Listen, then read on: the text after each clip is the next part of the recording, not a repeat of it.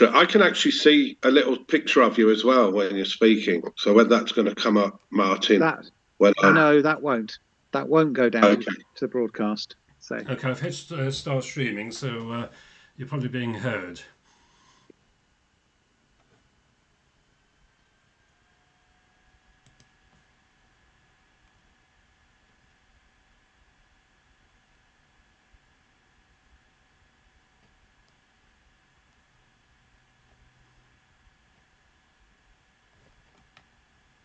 I can actually see a little picture of you as well when you're speaking. So whether that's going to come up, Martin. No, that won't. I don't think I'll be won't go talking very down much, to the broadcast. So. Okay, I've hit start streaming, so you're probably being heard. Well, you know something about Chris Bray. You know, you're more experienced with him, so... And I've got some limited information from Kit, having played him once in Las Vegas, and obviously he's got a reputation. I can actually see a little picture of you as well when you're speaking. So whether that's going to come up, Martin. Are these 7-point matches, Martin? That won't go down to the broadcast. So. Okay, I've hit start streaming, so you're probably being heard. Well, you know something about Chris Bray. You know, you're more experienced with him, so... And I've got some limited information from Kit, having played him once in Las Vegas, and obviously he's got a reputation. I can actually see a little picture of you as well when you're speaking. So whether that's going to come up, Martin. Are these 7-point matches, Martin? That won't go down to the broadcast. So. Okay, I've hit start streaming. You're probably being heard. Well, you know something. Kit Woolsey uses about Chris not Bray. Difficult.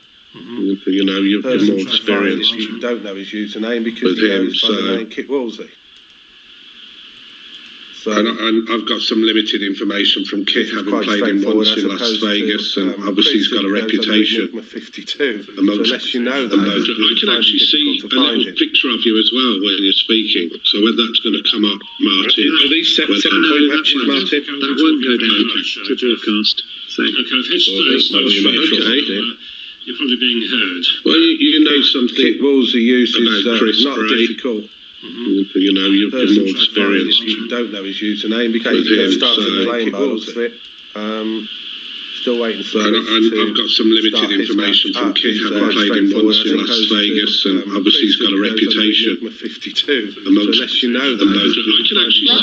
and obviously he's got a reputation. 52. Unless you know that. I can actually see a little picture of you as well when you're speaking. So whether that's going to come up, Martin. Are these 7-point matches, Martin? That won't go down to the broadcast. So. Okay, I've hit start streaming.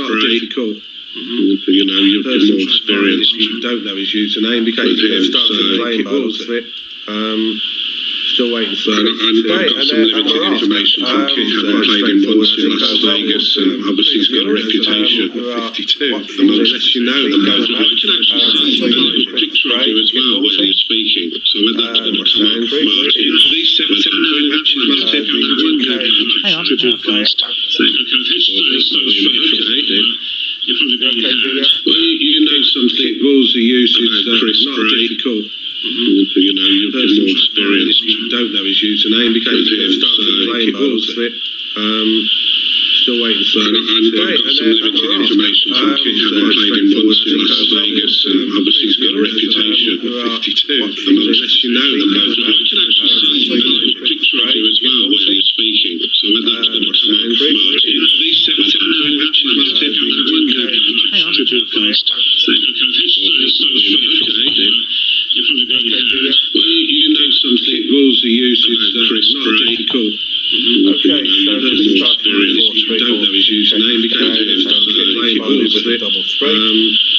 Still waiting for and I've got some limited information from Kit, having played him once in Las Vegas, and obviously he's got a reputation. 52. Unless you know that. At the top of the white checkers. Picture of you as well when you're speaking. So whether that's going to come out, Martin. These 7-point So it should be fairly fast paced. These two players, both very experienced authors, both top level backgammon players. Combined age of 151 years.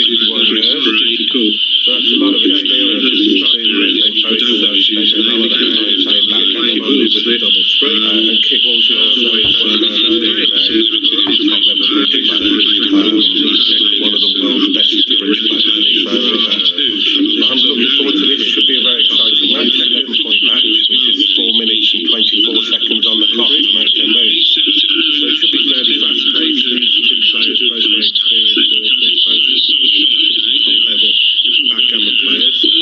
Combined age of 51 years. It's done an advanced anchor on the clock at midpoint.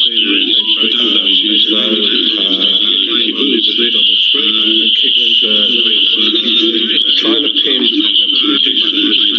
Chris in, one of the world's best bridge players. And he's doing a good job at the moment. It's up to 15-point board now. So Chris needs to get in very quickly before Kit can start releasing his back checkers.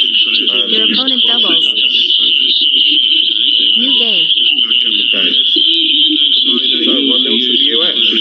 Done an advanced day. I'm going to turn my full volumes down. I thought I'd turn those off. And Kit's trying to pin Chris in, one of the world's best bridge players. And he's doing a good job at the moment. It's up to 15-point board now.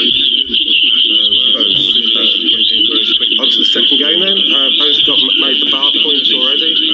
That will hit with 4 and the double hit with the 5.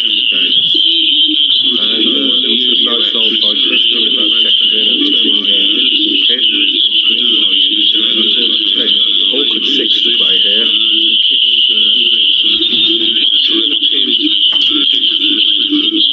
And that looks like it would just run to the midpoint.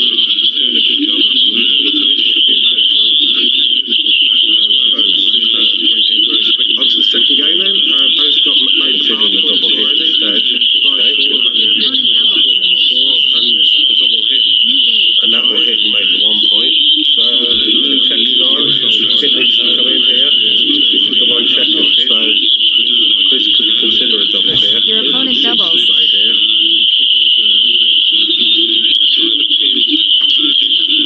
You don't get a lot of time to think about this, and this is quite a tricky decision. Chris has only got a 2-point board. But there's the potential to really blitz this and close Kit out if it all works out. That will hit and make the 1 point. So the checkers on. Kit needs to come in here. This is the 1 checker. So Chris could consider a double here. Your opponent doubles.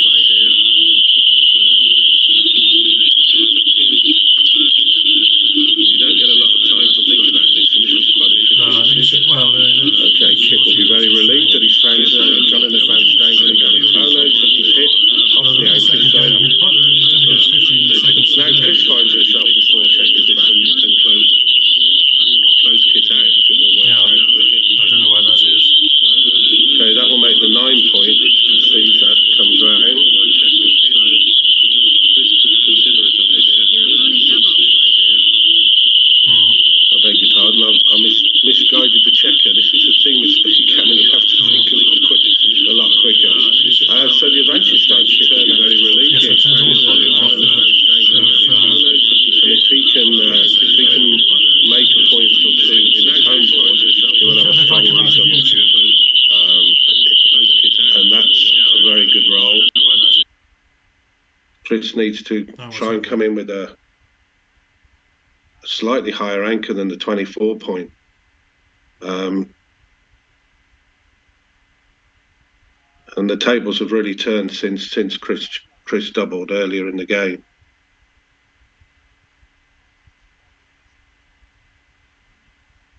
And Kit will be considering the recube at some point because he's got a very strong position now.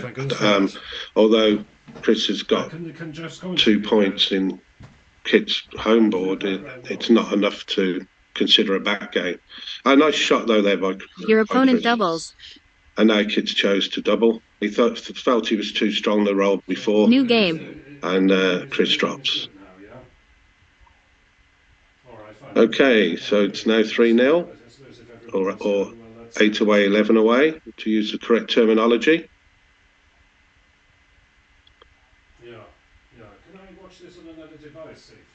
So that will hit on the bar. and Chris gets himself an advanced anchor, and the two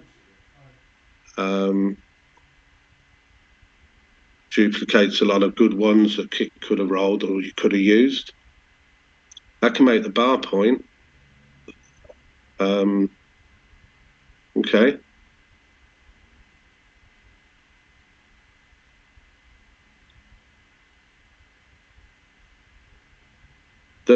I mean, considering that they've hadn't used a lot of time at the moment. This is a Speedgammon match, but they've been quite impressive really at the thought processes and moving very quickly. So there doesn't seem to be any danger of anybody, either opponent, running out of time at the moment. But maybe if there's a complicated game coming up, that could carve away at the time allowed. I think that's a misclick because Chris is just going to make the 4 point. So he's got a nice 4 point board now. The question is, does Kit come off his anchor to hit here? And no, it's far too dangerous.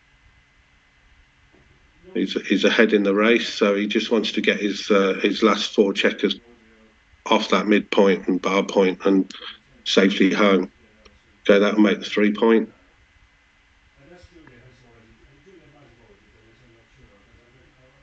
Chris, I assume, will come down. Oh, he's going to come out. Okay.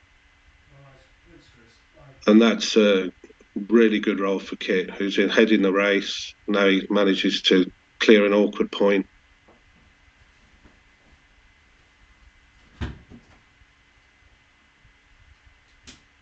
So 31 pips ahead. He is 3-0 ahead, but I think he'll certainly consider doubling here. Your opponent doubles.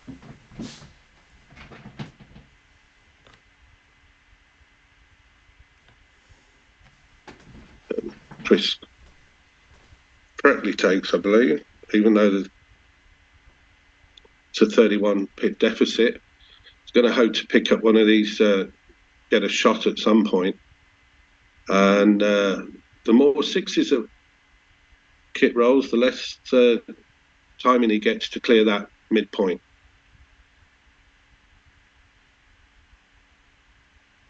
So he's still got a spare checker on the 8, but that's about to disappear now.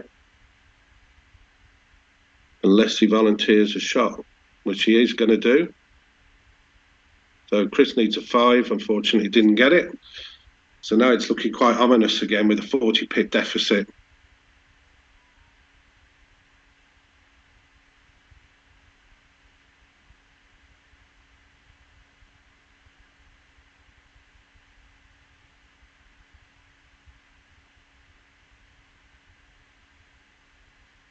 Okay, we've got 6-1, 6-4 are the 2 rolls that Kit won't want to see.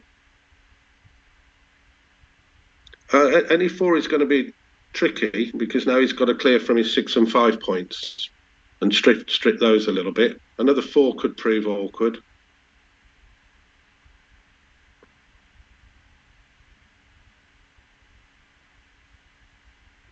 And there we go. Now he's going to have to clear his 6 point. Excuse me. And there's a lot of shot leaving numbers now. 6-1, 6-2. That's not one of them. That's a very good roll.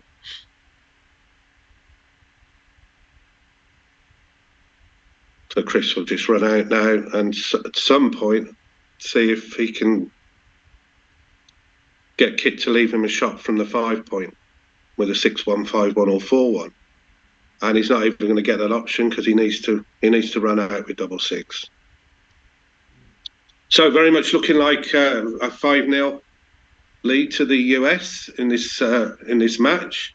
I will try and occasionally get some updates on how the other matches are going. I think Martin Barkwell is going to hopefully siphon me some results now and again, and I can try and keep you informed on the UK's progress in this first round of the Speedgammon.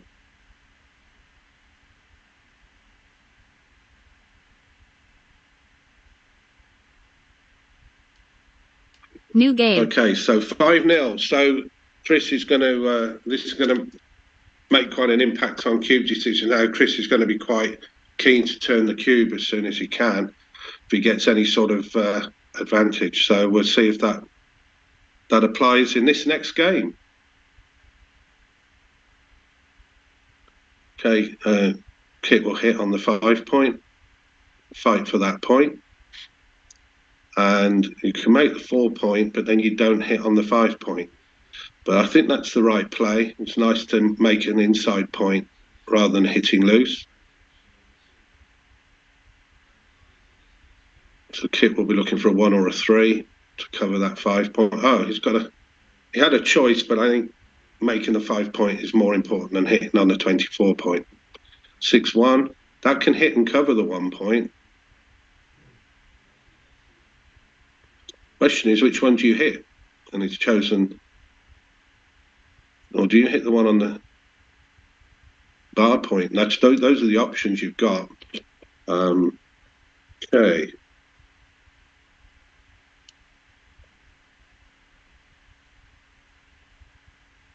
Step up with the 1. Race is close. That doesn't do a great deal apart from coming down 13 to 11. Okay, that can run to the 11 point or run to the midpoint. Those are your 2 options.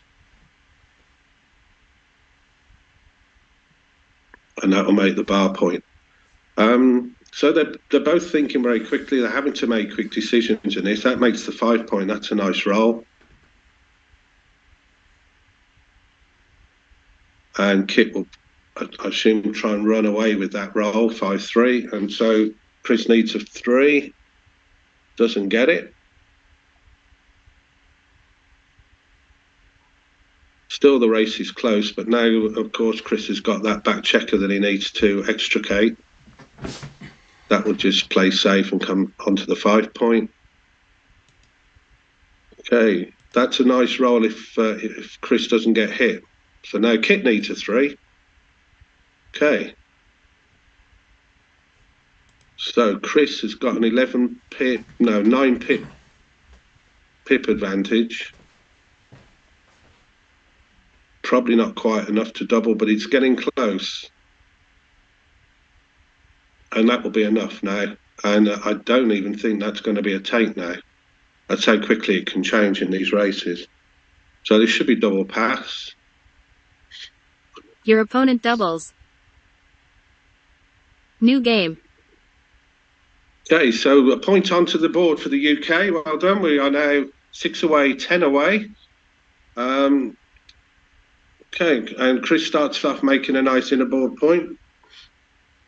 And so does Kit, corresponds with a good inner board point as well. They both now run 1 checker out. I think so. It's fairly even at this stage in this game.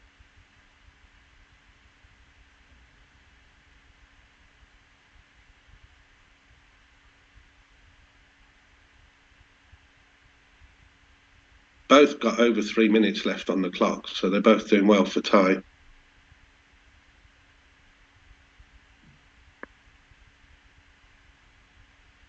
Chris is going to consider running out, or that will only be an equal race, and volunteering a shot, decides to stay there.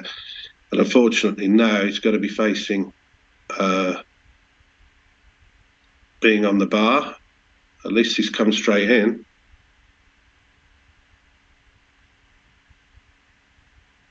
Okay, 19 pips. Your opponent doubles. Is this going to be a take at the score? Chris is going to have to try and take more aggressively as well, but he's got a good home board, but he's got that back checker stuck on the 23 point. So drops it. So now it's 5 away, 10 away. Okay, hit down and split. And I think this will be down and split as well. Who chooses to hit? And then chooses to split.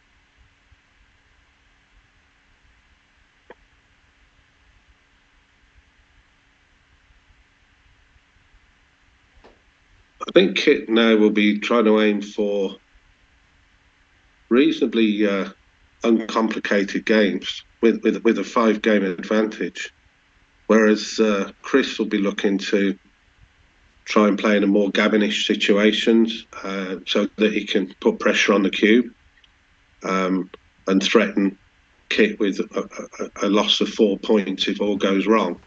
So they've both got different game strategies in mind here. Okay, that will come out to the bar. Nice roll. Okay, do you make the 5 or do you safety your checker on the 16 point? And I think making the 5 is far superior, even though you do leave that shot.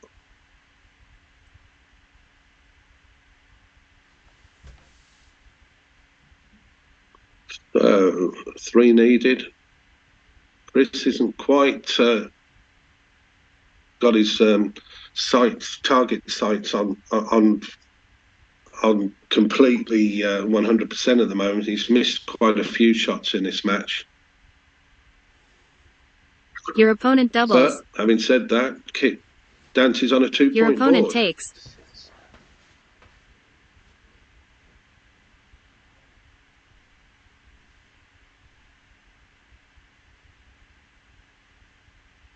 So that was a nice aggressive double by Chris. And that can hit twice. So Kit will need to perform. He comes in with 2 checkers, but there's a lot of checkers there bearing down on him. It's not Chris's best roll. And now, of course, Kit will anchor up and survive that scare for the time being. Chris is a long way ahead in the race. The question is whether he can clear that those back 2 checkers without any problem, because Kit's home board is pretty strong, having the best 3 points made in there.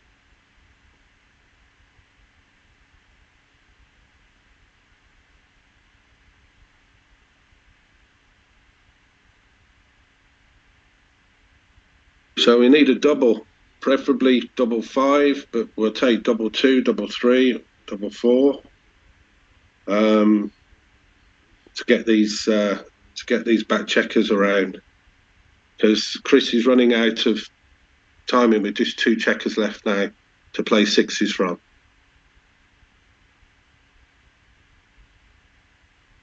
Although having said that, Kit is now running out of timing himself. He's going to have to clear that midpoint soon. That's a good roll for Kit.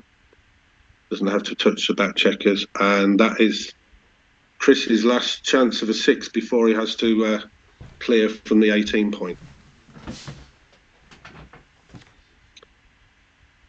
Okay, I think Kit will step out from the back with possibly with 2 checkers. Yeah.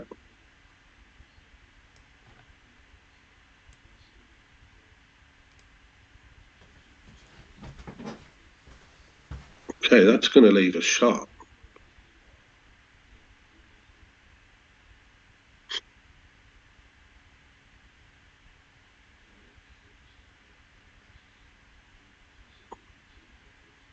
So Chris can hit with the 1 and I think lift with the 2. He's wondering about the return shots, but his alternative is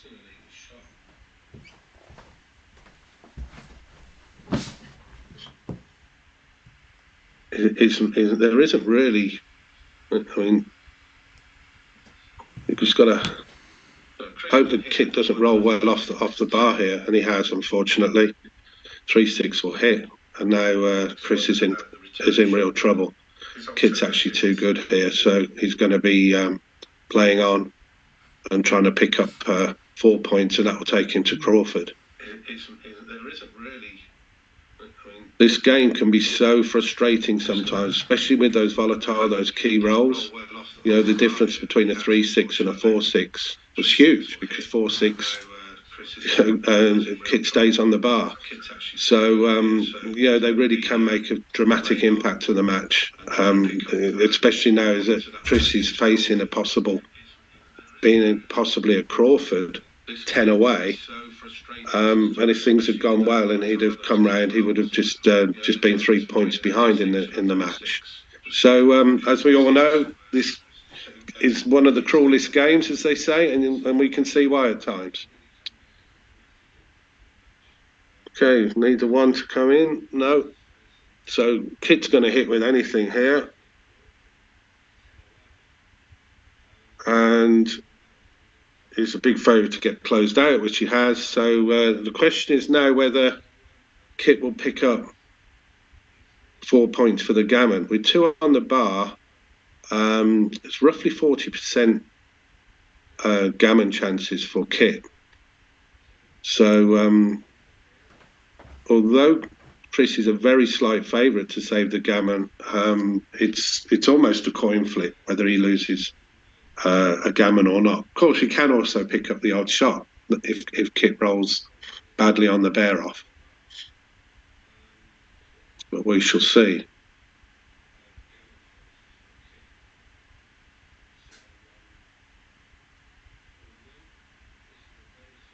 Okay, Chris needs to come in with a 6 soon.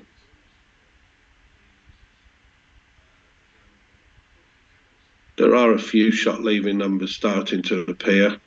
6-5 and 6-4 will leave. Oh, okay. Well, Chris is in anyway now, and he would have had the shot with the 6-4 being left. So the question is whether Chris can come round and save the gammon. And that's not a good roll. This is going to be close. And now with that double, I was just going to say I think Kit's favourite, but 6-5 has rescued it a bit. Okay, Chris needs a 5 or 6, and that's not going to do it unless Kit rolls 2-1. This has been very, very unfortunate for Chris. He's been on the wrong side of the volatility on most of these games, so he's finding himself a long way down now. 10-1, 1 away, 10 away Crawford.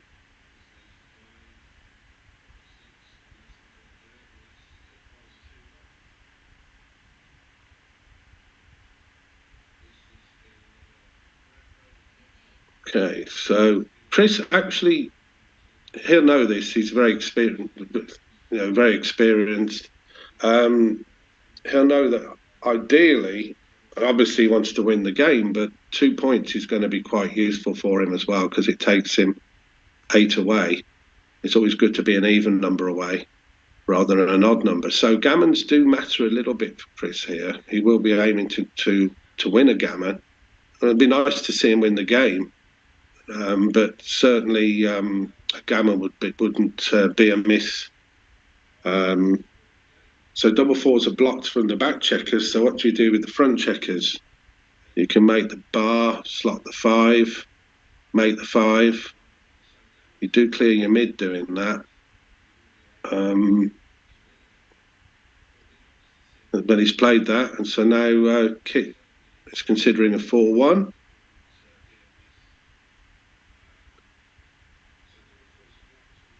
Okay, this time he'll make the bar. So his home board's very strong, but the problem is that he needs to get a shot.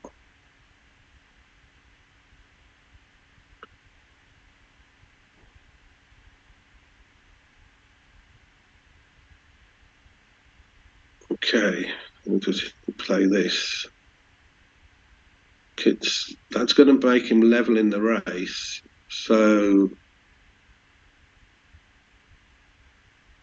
I think he'll make the 3 and slot the 1.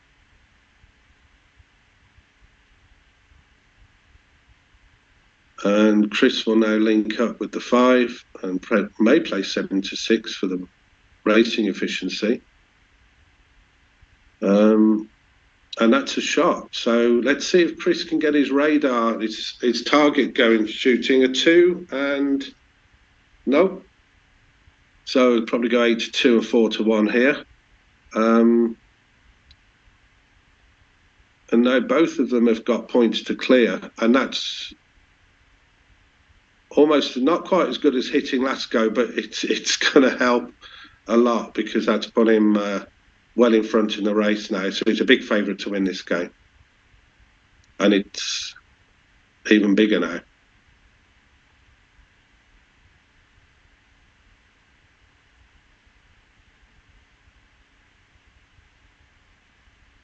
So it's going to look like it's the scores. I don't want to speak too soon, but it does look like it's going to be 9 away, 1 away, post Crawford.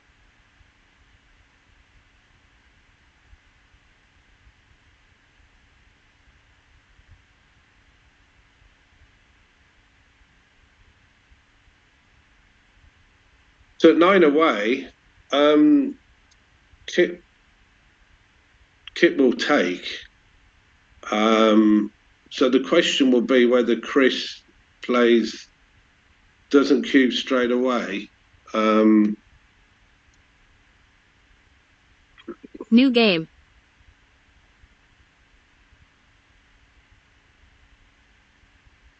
I'm sure Chris will cube. Your after opponent this, but, doubles. yeah.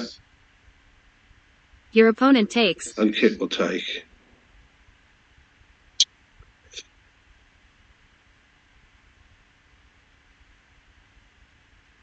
So there's a choice here for Kit. Make the bar point and maybe the 3 point or the 10 point.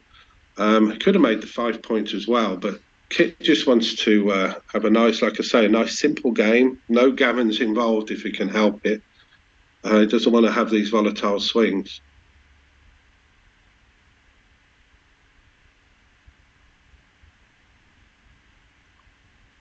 So double 4.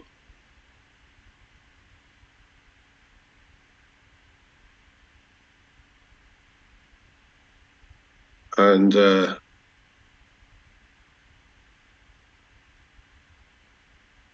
Chris could consider hitting, but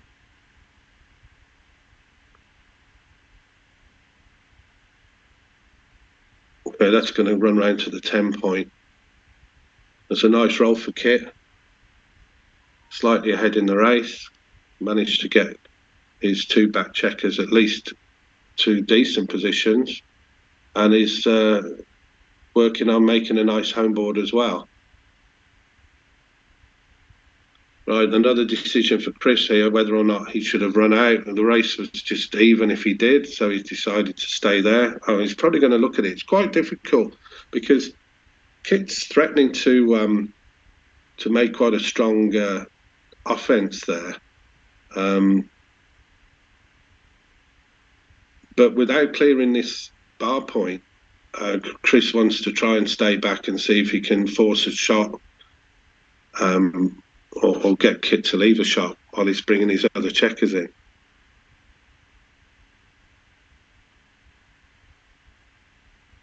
Okay, that's going to come down and make the 4. So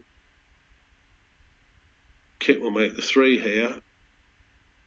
And there is a fly shot, 6-4. And he's going to probably have to clear his 8 point. Oh, that's a really good roll.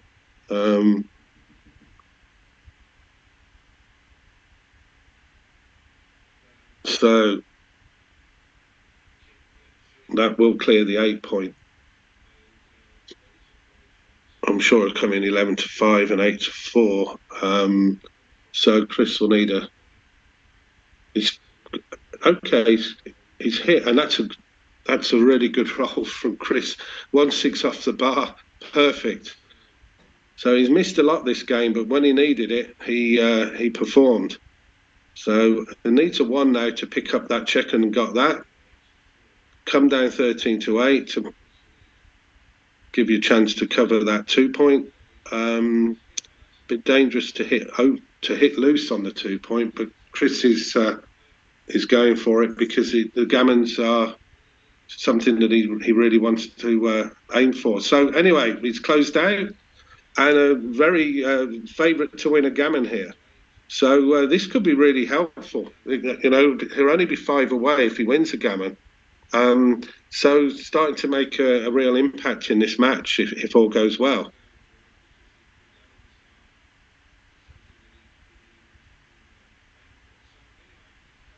Okay, 6-5.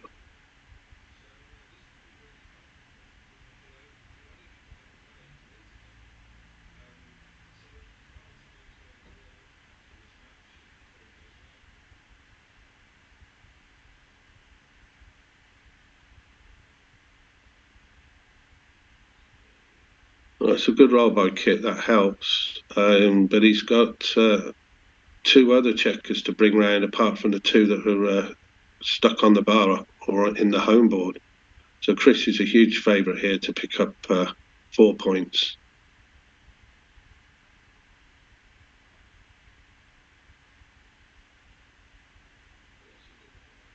And now the match is beginning to get interesting.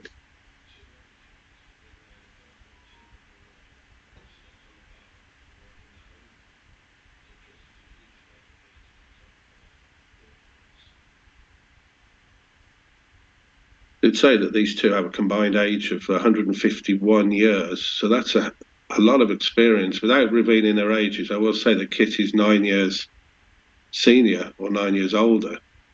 So let some of you mathematicians work out their 2 ages based on that information of a combined age of 151. Your opponent doubles. Okay. Your opponent takes. It's going to be a take again, 5 away. It's Kit's got an instant take. And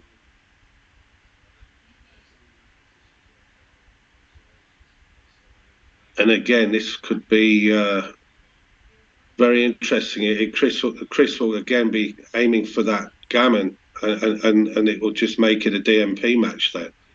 So Chris is going to play more aggressively if he gets the opportunity. I've just had a message off Gaz Owen saying 1-0 to England. So I'm assuming that Gaz Owen has won his match. So congratulations, Gaz, if that's the case. And so the UK are 1-0 ahead. A long way to go, to put it mildly. Okay, 5-2. I mean, Kit would like to split his back checkers. I was going to say he could have made the 11 point with the 2 as well. Chose to split his back checkers. He'll probably run out from the 22 point here. Doesn't want to invoke any more hits. That's a good hit. Now, does Chris hit twice? I think so. And Kit's coming with both checkers. 6-4. That's makes the 2 point, possibly. I think so. It's best choice. So Kit's going to hit with the 1 and probably come down to the 10 point. No other 3 to play, really. Okay, that's a nice shot. Hits from the 21 to the 15. Kit's 1 bad roll away from being in danger. But Chris has got a sort of he's got a 3 point board, but it's a bit gappy. But it's still powerful enough to keep checkers on the bar if they get hit. Okay, the 4 hits, and I guess the 6 comes out.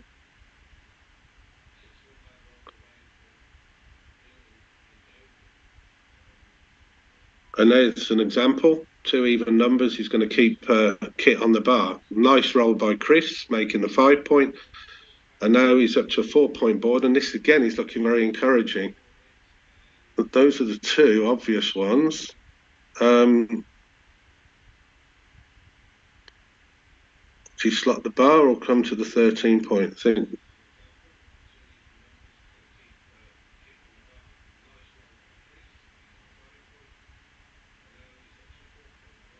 You can just make the 10 point if you're coming on the 5. Okay, that makes the 4 point. So Kit's up to a 3 point board as well.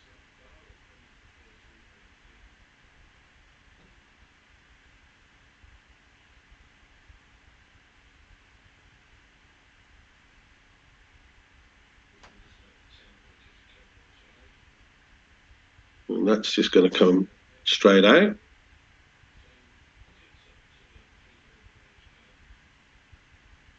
And straight back again.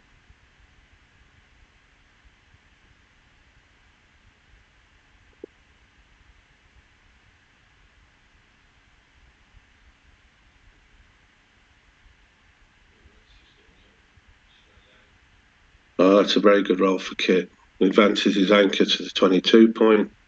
does have to leave a shot, and Chris hits with the other checker on the 15 point. Okay.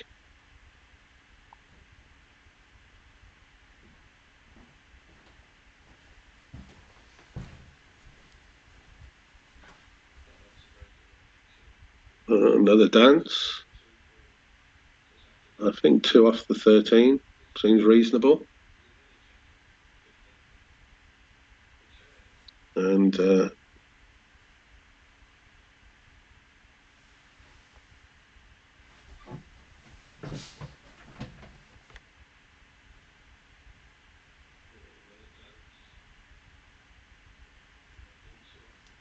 always quite some dilemma about whether you leave fly shots or if it's worth leaving fly shots sometimes to improve your position, to improve your flexibility. Okay, that avoids all those issues because 6-6 brings them all in one go. So 3s are awkward with the with Kit owning the 3 point. He's still got those 4 checkers on the 6 point here, so that's good because that puts a checker on the 4 point now, which allows him to play 3s if he needs to.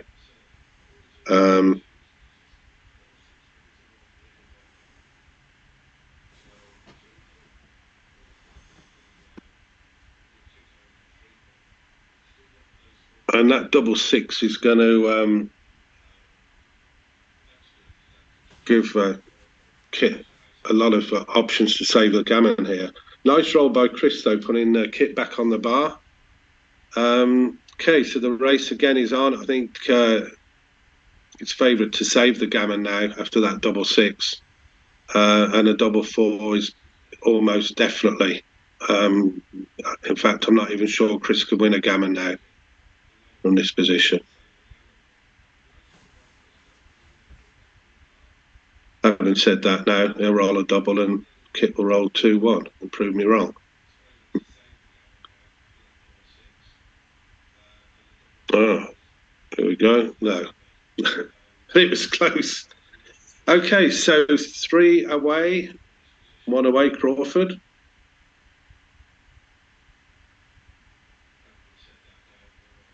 Again, Chris he can choose to play what they call this trick where he holds on to the cue for a little while, game. But I'm sure he's already figured out that Kit is such an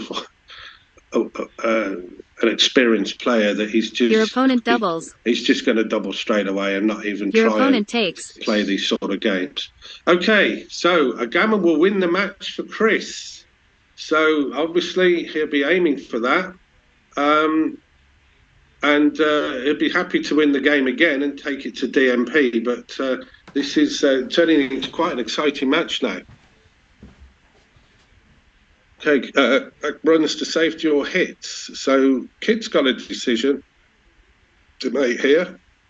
Chris needs a 6 off the bar. He's going to hit on the 4 point here and keep the attack going. And again, Kit's got a choice whether to hit or make the bar point. Chooses to hit. Okay, nice roll by Chris. He could split his back checker. More flexible. Although Kit's got a lot of checkers there in the zone, but that's not going to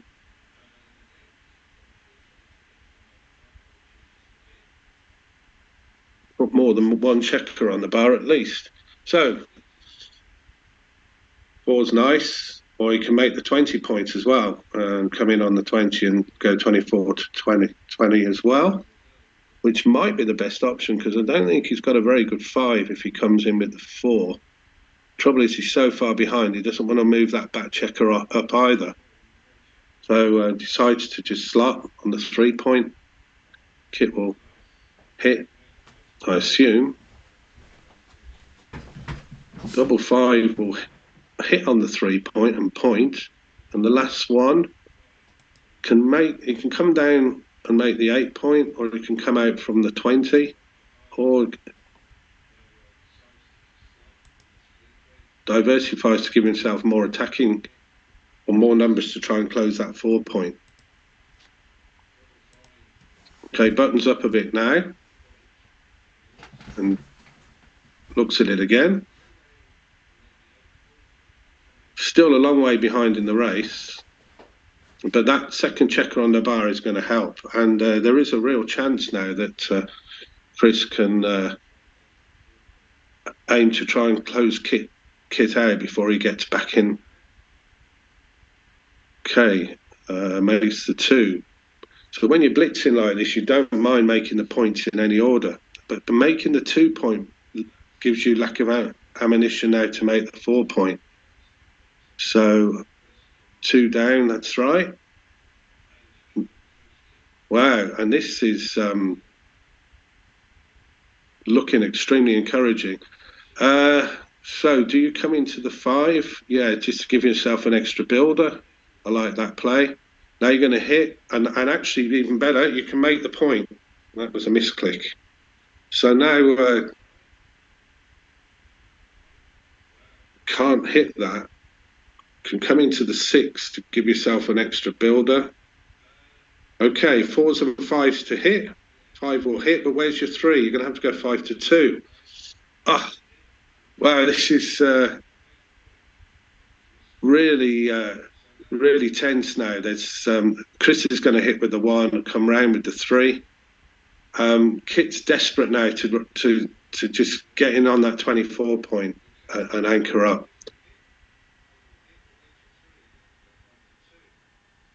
And that's the closeout. So if Chris can bring these 3 checkers round without any problems and bear off, he's won the match from being 10 away, 1 away Crawford. And again, for all those who play backgammon, we all know what it's like. I'm sure we've all been in positions like that and either won a match from being well behind or lost a match from being well in front. But don't want to talk too soon, but this is looking really encouraging for the UK. A great performance by Chris, shows you should never give up in these matches. And it's looking like a real turnaround. But again, I don't want to speak too soon and give the commentators curse, as they say. So 4-3. Chris is deciding that as long as he doesn't give a shot, he feels that he's pretty favourite to win the gammon here, which he is. So he's not going to bear off as aggressively as he would in other situations. Okay, that would just come off the 3, or 2 to 1 and 3 to 2. Nice and safe, no shot leaving numbers next go. And okay, Kit will come in, and can he save it? 1, 2, 3, 4. Probably got 5 rolls. 5, maybe. Chris is a big favourite to win the gammon here and actually win the match. Kit's going to need a double. In fact, I think he may even need 2 doubles now. And that's it. Well done, Chris. What a match from being 10-1 down and looking pretty hopeless. He's really turned it around. I don't know the PRs, and I don't know if they've been shown, but we have a winner. Enigma 52. That was really exciting, and congratulations to Chris. And that puts the UK 2-0 ahead from the matches I know. I've just heard as well Pete Heskett has lost his match. A few other updates. Pete lost 11-8 to John O'Hagan, so that would make it 2-1. And just seeing if there's any other results. No, some pretty impressive PRs posted so far. Seeing this is Speedgammon. Pete Heskett, according to the Heroes engine anyway, it may change in XG, but Pete Heskett played a 2.66. Let's Looks continue. like Gaz Owen played a 2.81. So congratulations to England at the moment. And it looks like I think we may actually be 3-1 ahead on the results that I've got. Well, thanks for listening, and I'll be back again a bit later on. We have a winner. Bore 742. But while I'm still on, Let's continue.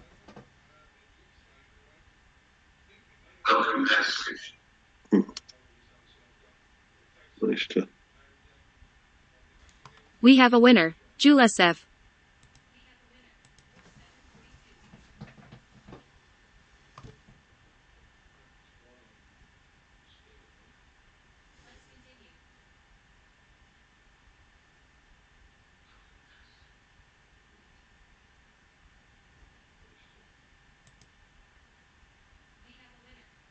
Let's continue.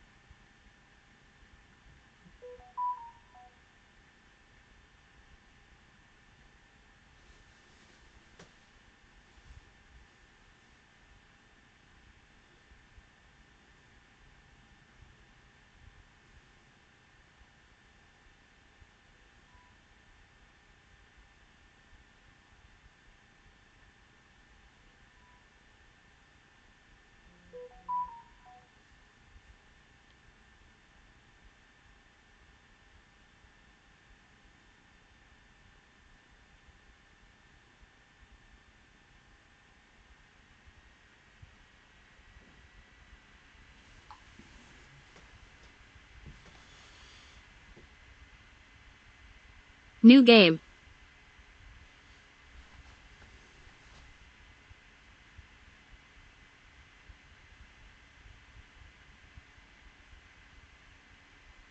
Your opponent doubles. New game.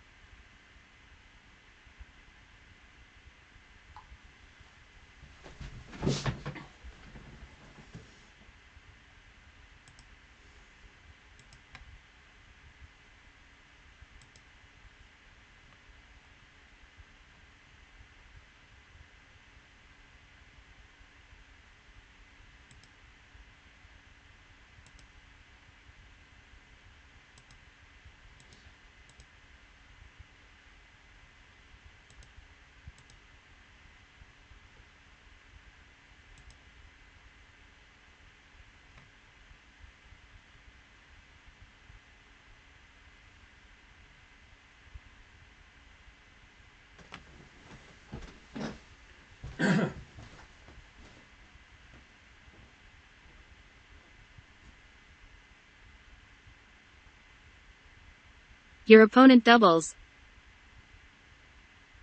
Your opponent takes.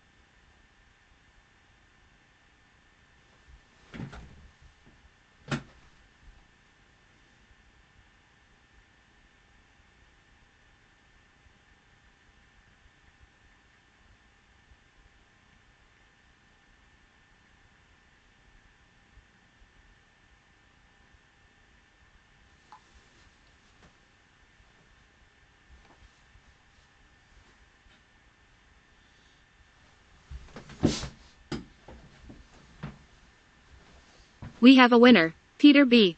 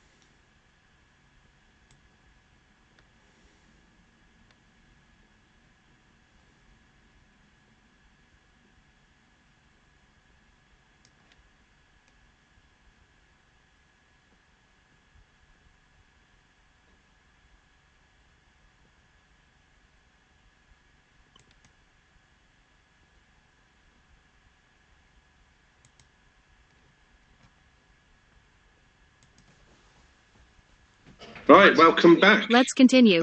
We are going to be showing Gaz Owen versus Jeremy Bagai, who I know very little or almost nothing about. Obviously, a really strong player. The one thing I have been told is that Jeremy authored a very well received book called Classic Backgammon Revisited. So Gaz, if all those very familiar with Gaz, not only from the UK but from other countries, he's a very strong player, has been performing some really strong PRs, and we're off. And let's see, this is a DMP 1-point match. Obviously, it goes out saying that gammons won't matter. So it does change the strategy of how you play the game. You're really not really interested in blitzing. You're more interested in either priming your opponent or just having a nice racing lead so you can pick up the point. Anyway, let's see the action. Gaz is playing black at the bottom. He's just made the bar point with a 6-1, and Jeremy has rolled a 6-4. So it's decided to run round. Okay, Gaz can come down and make the 20 point, and is in a nice position. Race is close at the moment. Jeremy will make the 9 point with 4-1. And double 4, the back checker can't move. He's already made the 9 points. So this is a little bit awkward. Normally double 4s are nice, but this doesn't play that well. Could bring 2 down to the 9, and then 8 to 4, 6 to 2, or do that and just bring them all down and hope you get your back checker out. Excellent roll by Gaz. Jeremy must step up now. It's a shame because he would love to make the bar point with 2-1, but he needs to step up. And Gaz can't. Well, he could hit, but he'd have to clear his 8 point to do that. So he's going to consider that. Great if it works, but very costly if he gets hit. So decides to play safe, and that's a shame. Hindsight is a great thing. 6-4 would have been an awful roll if it'd have hit. Okay, so now Gaz is behind in the race now. That's made a big difference. Again, this match isn't going to take long, being just a 1 point. Jeremy now just needs to start just bringing his checkers in, ready to bear off. And Gaz will be hoping to either pick up a shot or hopefully roll a large double and get him back into the race.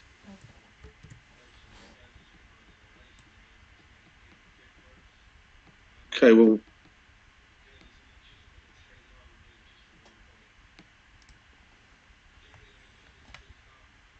Okay, so.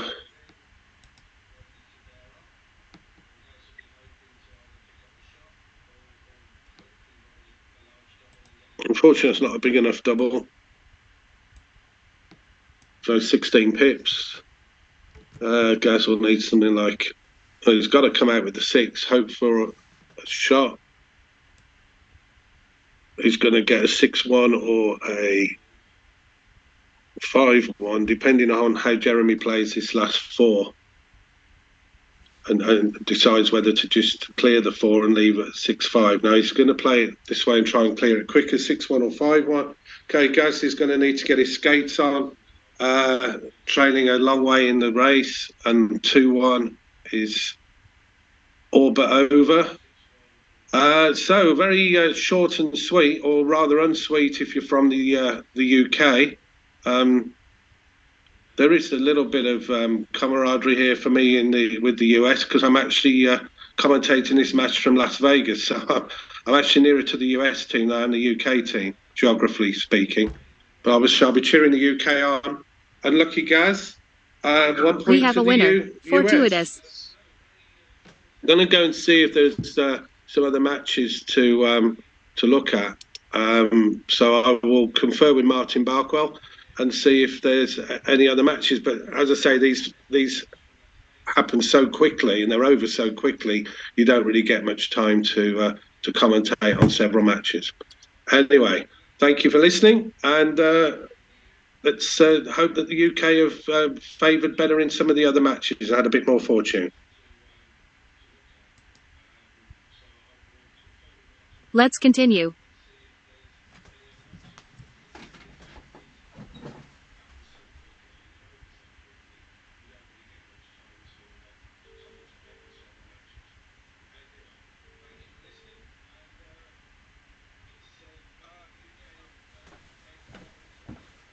Sorry, I've just been informed that it's a best of 5. I thought it was very quick. This shows they don't keep me in the loop when I'm 5,000 miles away. So I need to go back and get back onto Gaz's match. And all is not lost. We lost the first game. So we're playing the second game in a... I think it's best of 5. Yes, it is best of 5. I was wondering if it was even up to 5. Let's continue. Apologies for that. So Gaz seems to be doing better here. He's got 2 of Jeremy's back checkers still stuck on the 22 point. He can make the 10 point, but he's got a tricky 5. Does he just bring 2 down? Like that, rather. Yeah. Decides to play for a little bit more flexibility to give him a great...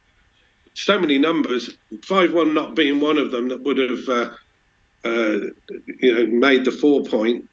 So does he, I guess, do you want to leave a 6-1 again? I'm thinking 10 to 5, 13 to 12, but then that leaves that leaves 6-4 and 6-3. So that wasn't a good roll by Gaz. Is he going to leave the 6-4 now? Opting to play safe. Okay, Jeremy's going to break his board up, so that takes a bit of pressure off, and that's a much better roll. Can make the 4 point and make the bar point, and the race is not over for Jeremy here. He's actually in front, so Gaz will be looking to hit Jeremy here to try and firm up the racing chances a bit better. Jeremy's wondering, and so that hits and makes the 1 point from the 8 point. It does leave a 2-6 or 3-5 or 2-3. Oh yeah, that's I think possibly better, because that well played, and this is why Gaz is so strong at the moment. That locks up the 6 prime, so now you're a little bit more you're not so concerned if you get hit, although it'd be nice to just close out. Jeremy does hit. And Gaz comes in but can't hit off the 1, and Jeremy makes the 24 point anchor. Gaz still a huge favourite in this game, especially with Jeremy's board being down to a 3 point board now.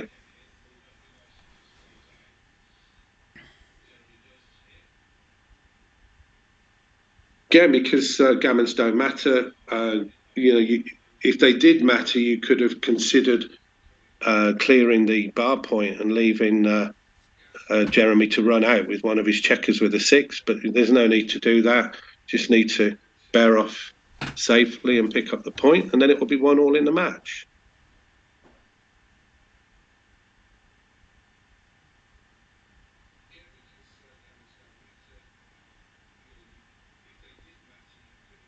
And barring any extreme dice, this will be 1-1, and we'll be ready to play match number 3 in this best of 5. That's it. Well done, Gaz.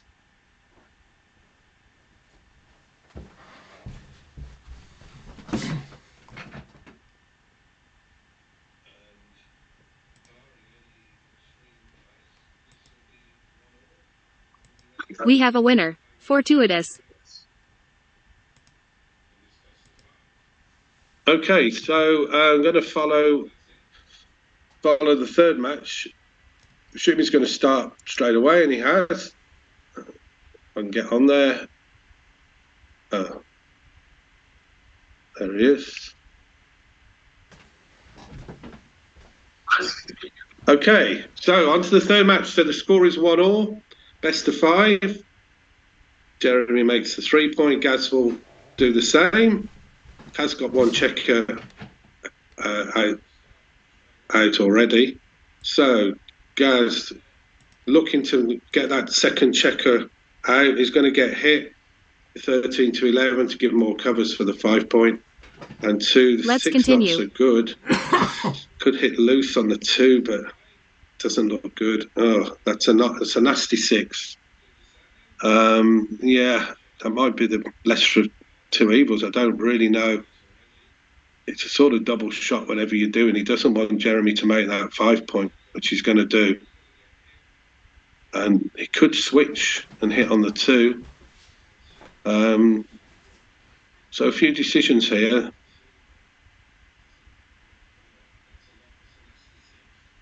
Yeah, he doesn't want Gaz to make the 4-point. And that's unfortunate for Gaz. Double 6. Decides to make a 4-point board. Again, the blitzing strategies, again, because the gammons, they're not so vital at DMP. So I think 3 down and 1 out is my choice. But they really are quite difficult because sometimes you just naturally feel that you want to make a 4-point board and make it more difficult for your opponent to come in.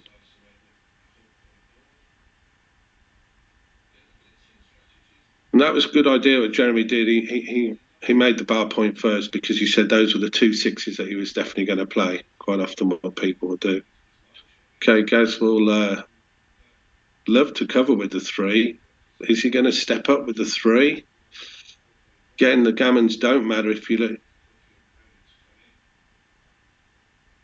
It's going to work on trying to keep those 2 back checkers trapped.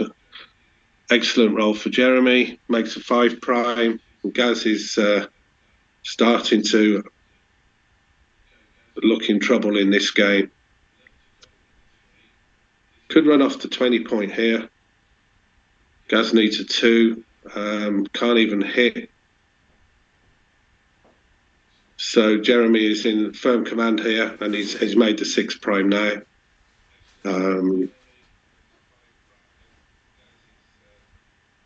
He should make 8 to 3 twice. Is 2 of them. You don't need gammons, so I don't know if you need to hang back with the back checker. But it's looking bleak for Gaz, whatever, in this game.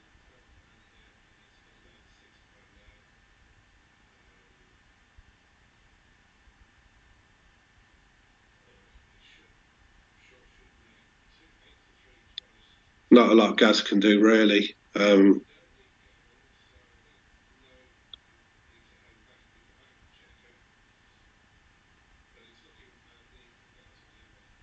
Jeremy's going to consider whether or not he wants Gaz to make that 24-point. That does give him a little bit more hope, albeit small, in this game.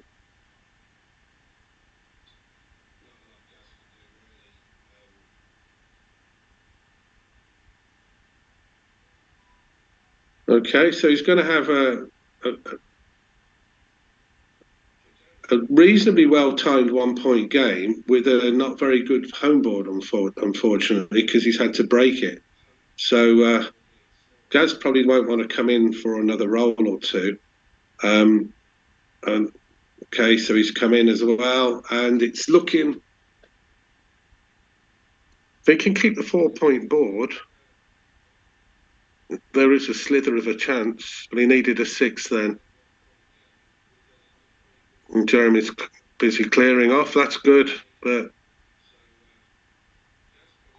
could be too little too late. 1 off the 3.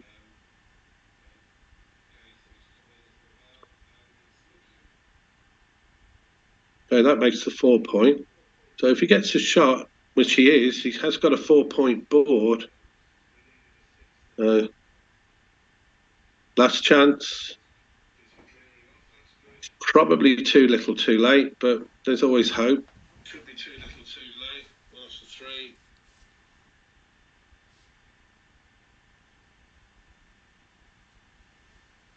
Okay, that makes the 4 point.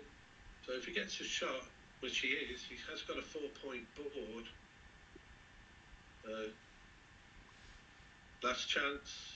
This is going to be extremely difficult to win because you just can't close your opponent out, unfortunately. It would have been tough enough anyway with Jeremy having 11 checkers off, but it's almost impossible.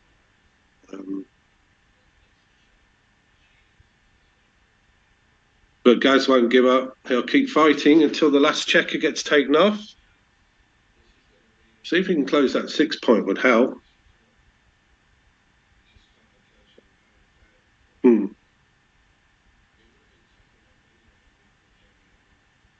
That's not a good roll.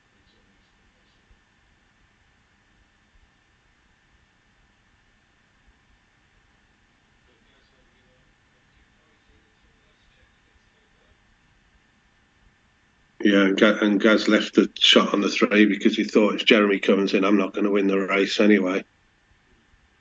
He took an extra checker off that way. Has got some contact, but that's just gone. And that's going to be 2-1 to Jeremy in this best of 5. We have a winner. Fortuitous. Okay, so we'll wait to see Gaz playing his fourth game. They should be ready to go in a second again.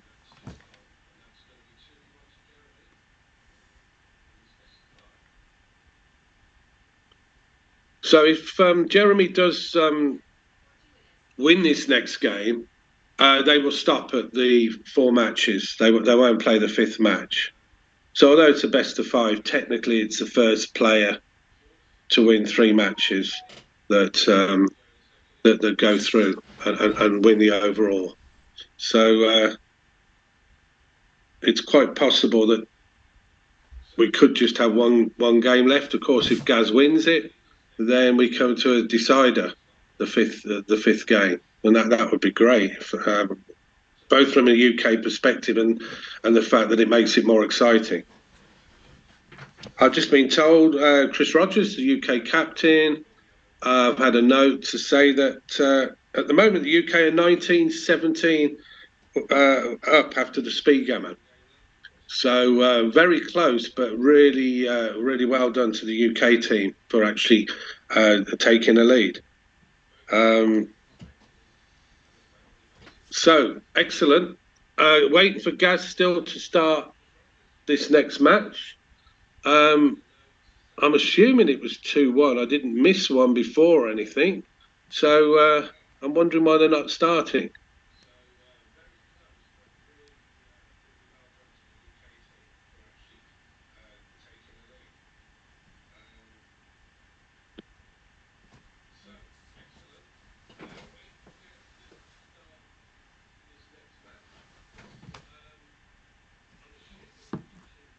Still in the waiting room.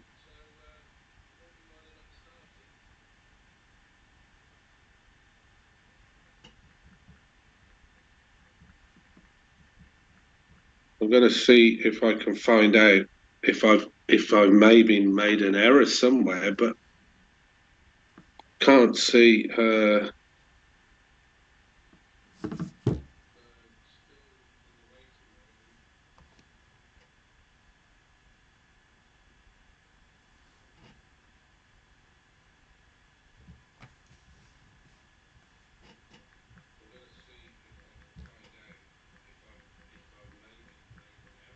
Okay.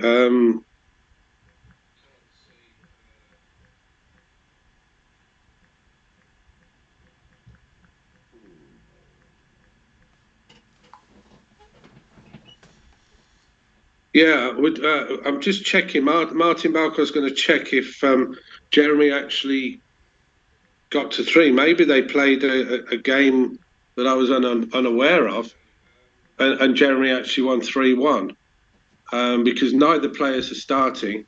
In which case, if that is the case, we can switch to another match and follow the progress of someone else. I've actually texted Gaz as well to see Oh, apparently I had game 2 the wrong way round. Oh well, we all make mistakes.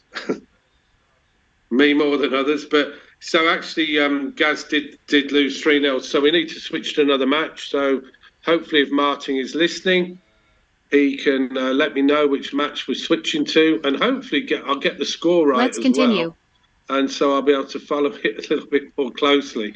There's still quite a few matches going on, so I'm waiting for Martin to tell me which one. Okay, we're going to go to Seb Wilkinson. So I will look at that and see who he's playing. I sort of recognise the name, Atrafix. I'm not even sure who that is, though. But I'm certainly familiar with Seb and his very strong play. Don't know what the overall score is, but Seb is looking like a pretty reasonable favourite in this game, as long as he doesn't keep rolling threes.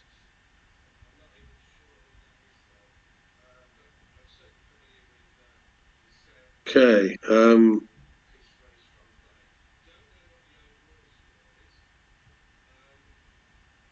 So Seb can hit and continue, or he can play safe. So he's going to weigh those two up. That just leaves 5-2 and 4-3. And it makes it much easier now for Seb to come in. He'll take one off the 6 point. Oh.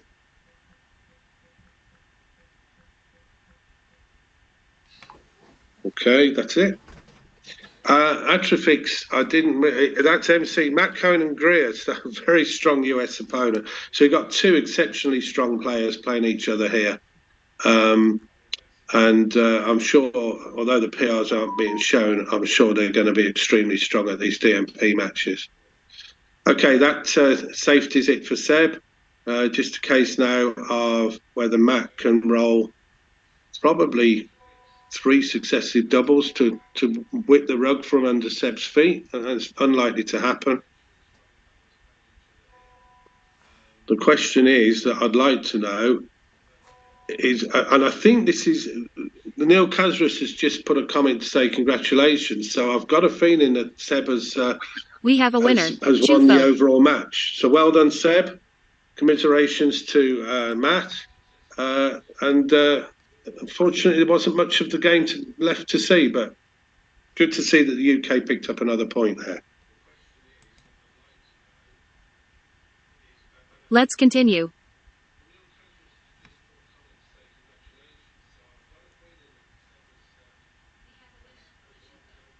I noticed that Reece Hodges is still playing. I don't know if Martin can switch to that. Reece being a local Worcester player or a fellow Worcester team player.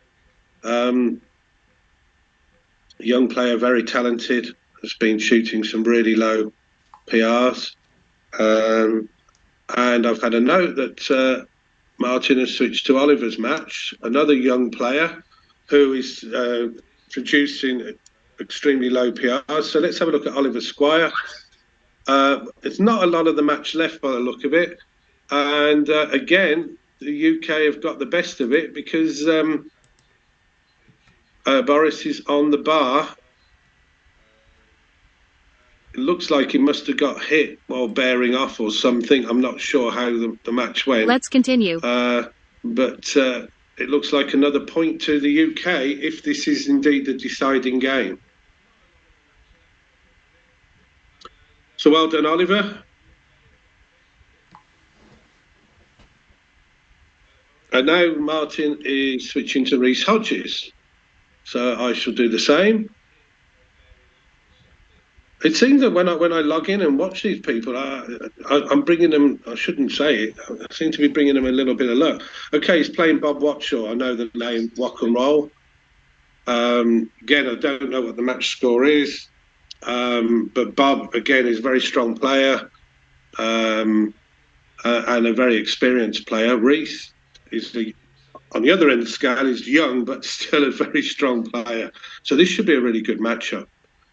Okay, Reece is playing in black at the bottom, come in with the 3 and run out. Reece does shuffle his checkers around a lot, and he's known to get down to pretty low times. I've noticed he's got 30 seconds on his clock. But he's normally, doesn't phase him. He can normally play Speedgammon just as well as he plays the regular game. Okay, Bob could have made the 8 point from the 10 there, I think, instead of hitting. Reece comes in and hits.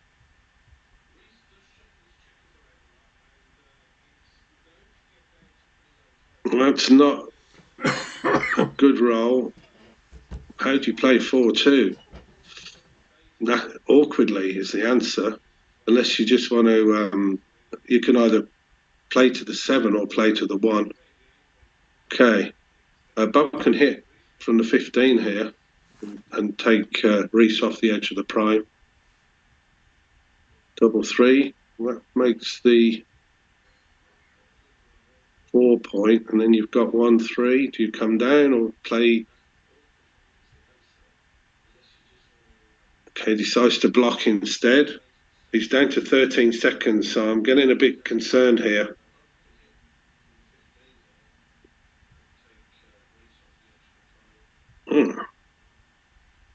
So Reece has got to jump a 5 point prime.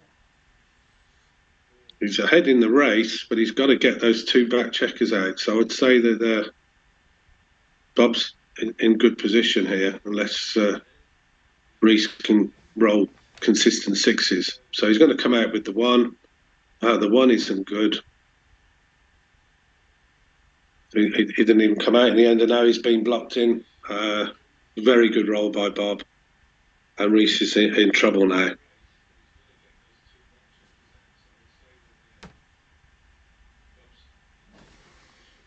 Okay, the question will be whether Reece can come off that 22 point and still be in a chance to have some sort of race in equity.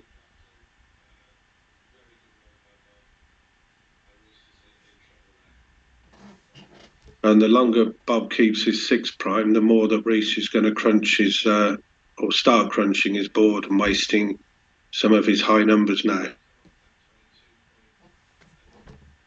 There's an example, a 6 that just gets thrown away. And so Bob will start catching on the race now. Again, double 1 is nice for Bob because he doesn't have to break his 6 prime again. It doesn't matter about the 2-1.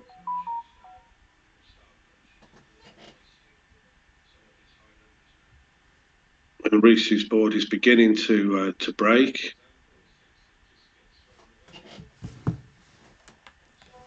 Still got a 5 prime, and now he will get an option to run out now.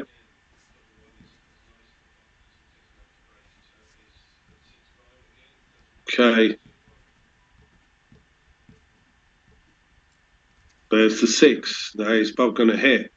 Well, he is if he gets the option to, but will he be able to? He's got to break his 7 to do it.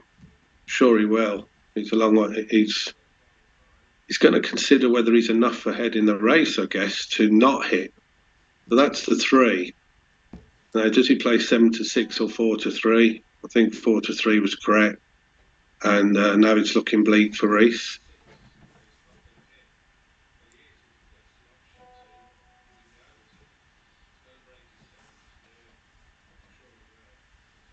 Okay. Yeah, no shot leaving numbers. Let's go.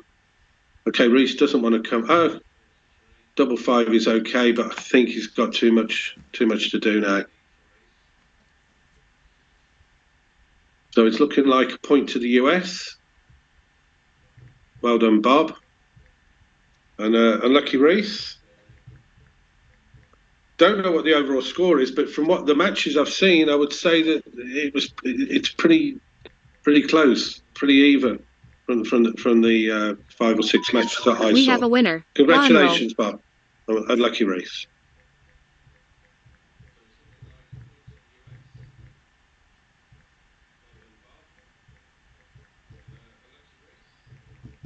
I'm trying to get a few results before I mute again.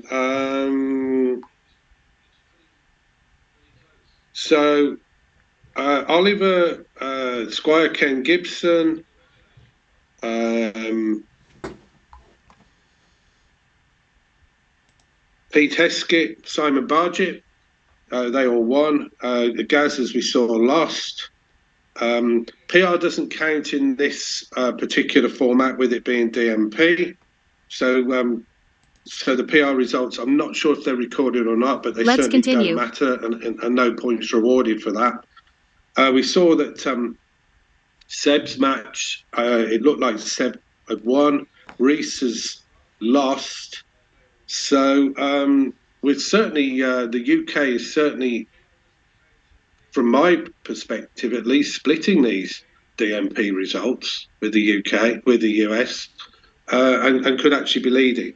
But hopefully get a better update in a.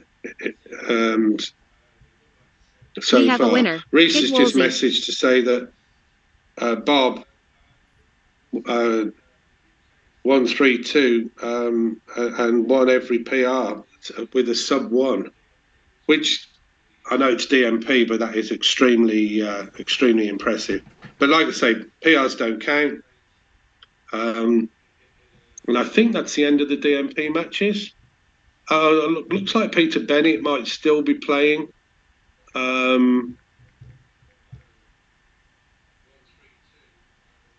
No, that's just finished as well. So that's all the matches in. Results will be updated soon, and I shall be back later. Thank you.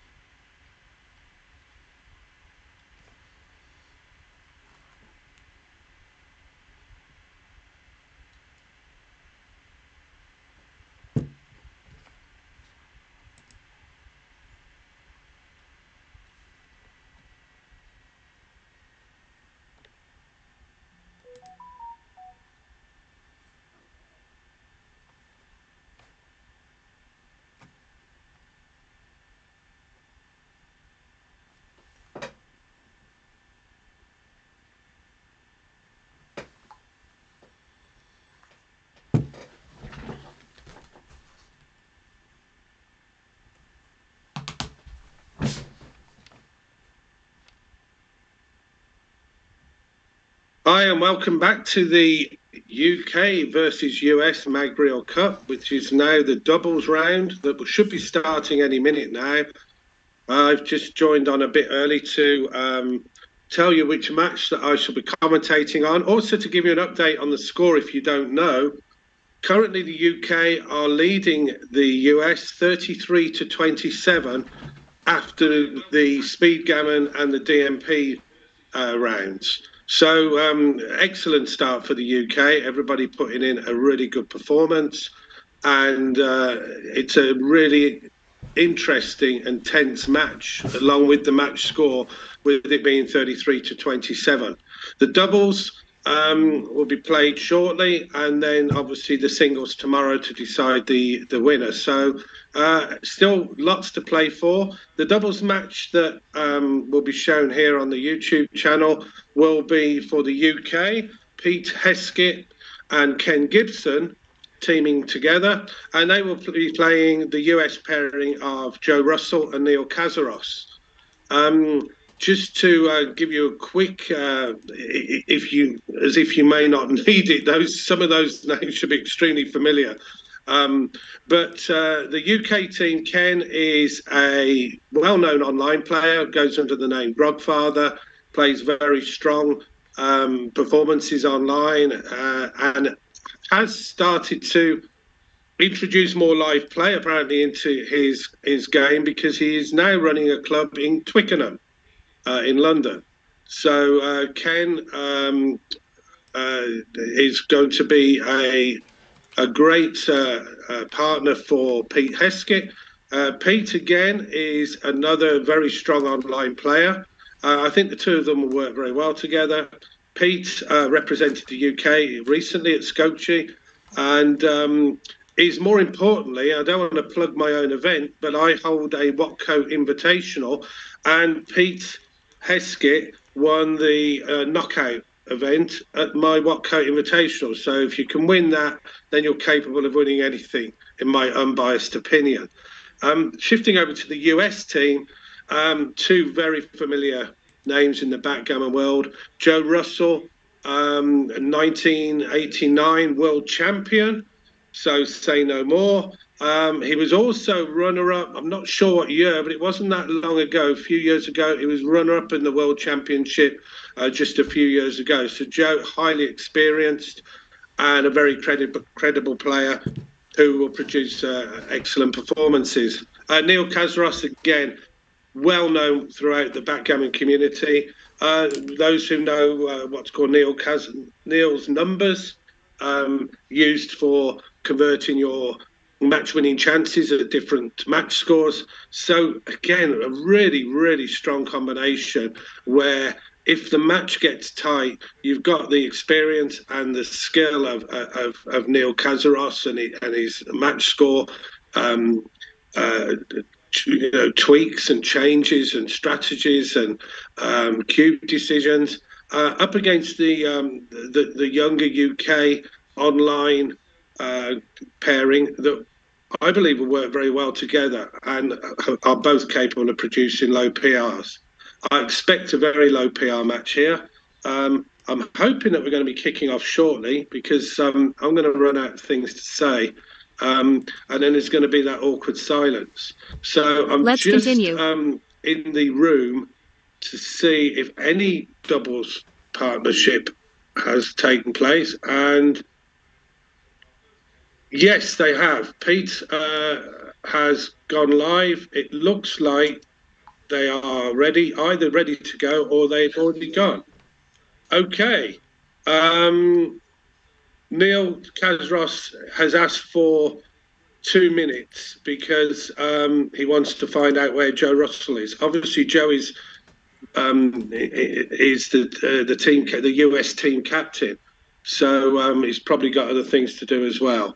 2 minutes, we will be off and running, and we will be playing an 11-point match. Apparently, the players have set up 2 different streaming rooms so that they can consult with each other without the other team hearing what they say. which I think is a really good way to do it if you can do it that way. So what that means is that the UK or the US, they can discuss the tactics and what they're planning to do without the other team being able to overhear what they say. So I'm going to enjoy this. They've got 2 minutes per point on the clock, so 22 minutes in total, and that should give me enough time to maybe look at some of the moves. The only thing is I won't be arguing against most of the decisions that are made, because when you've got people like Neil and Joe discussing a move, the chances are it's going to be the correct one. I'm sure there'll be some close plays that come up in the match, and I'll try and give you an idea of at least what's going through my mind, or what the options are before they make their move. So hopefully, if Joe can be found, we will be ready to start. I haven't got any more word of. Let's have a look.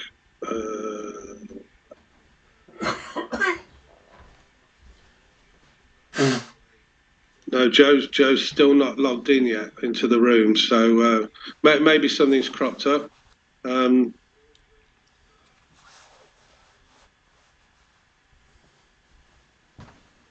It should be interesting to see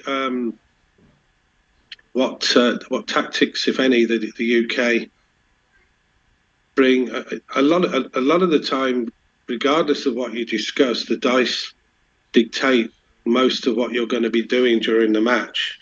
So if you want a non-complicated match because you're playing two very strong opponents, you'll normally find that the dice decide that you're going to play some form of backgammon or weird priming game, which are really tough to get right. So be interesting to see what the dice decide for this match.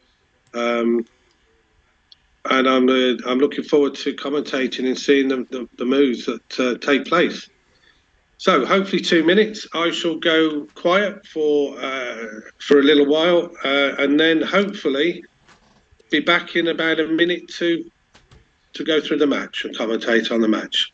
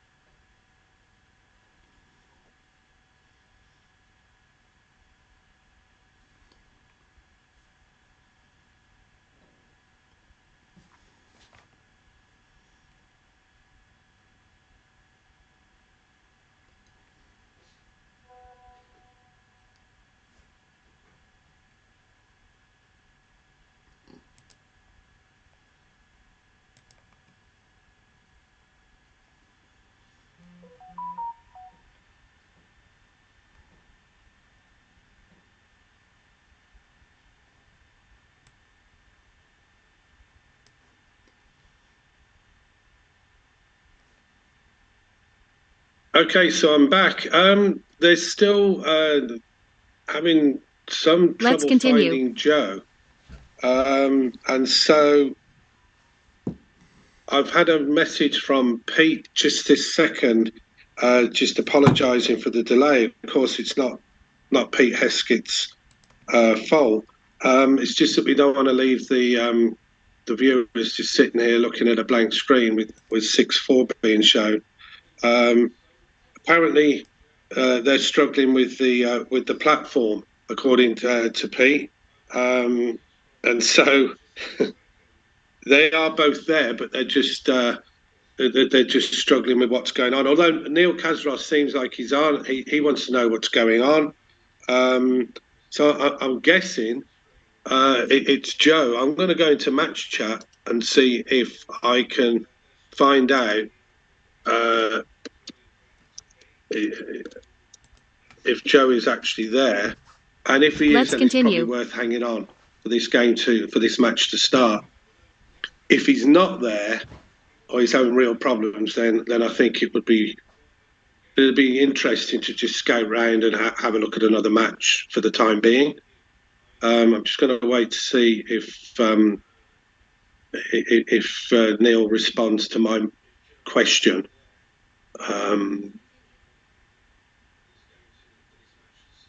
Probably confused him more because he might not know who I am if I use the username Switch, so he might think who am I? Who's this guy asking me if Joe's there? Anyway, we'll see. No response yet.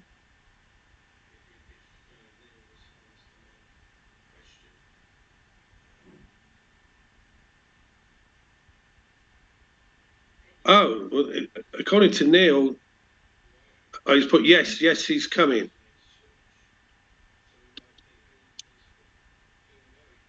Okay, so we'll stay on this screen. I think it's probably worth hanging on because I'm sure. Okay, they're ready to start. Excellent. So we've started with the 6-4.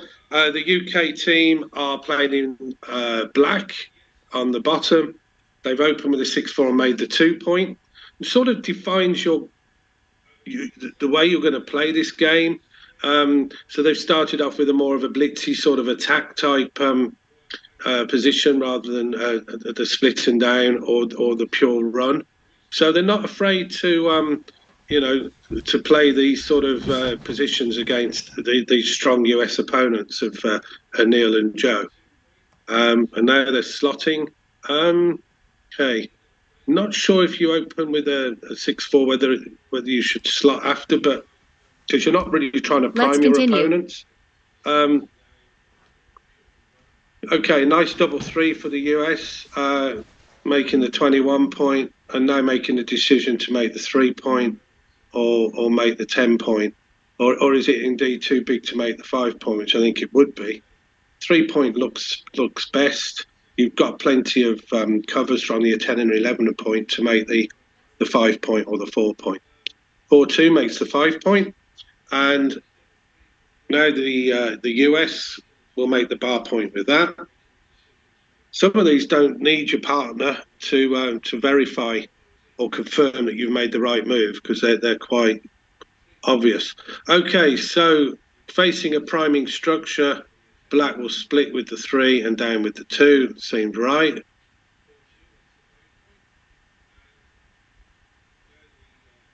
They're just checking to see if there's a better way to play the 3-2, or the only other move really is 13-8, and that really doesn't accomplish a lot. Okay, race is close. Not sure if the US are thinking, maybe they're thinking about the cube because they have got some potential to attack on the 4-point. And there are quite a lot of rolls that will put them in a strong position.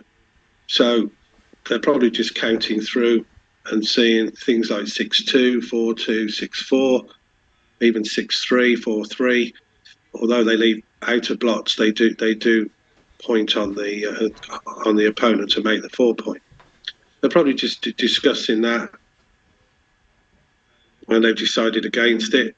So I think it probably is a little bit too early, but it's always worth considering a cube on every roll, really.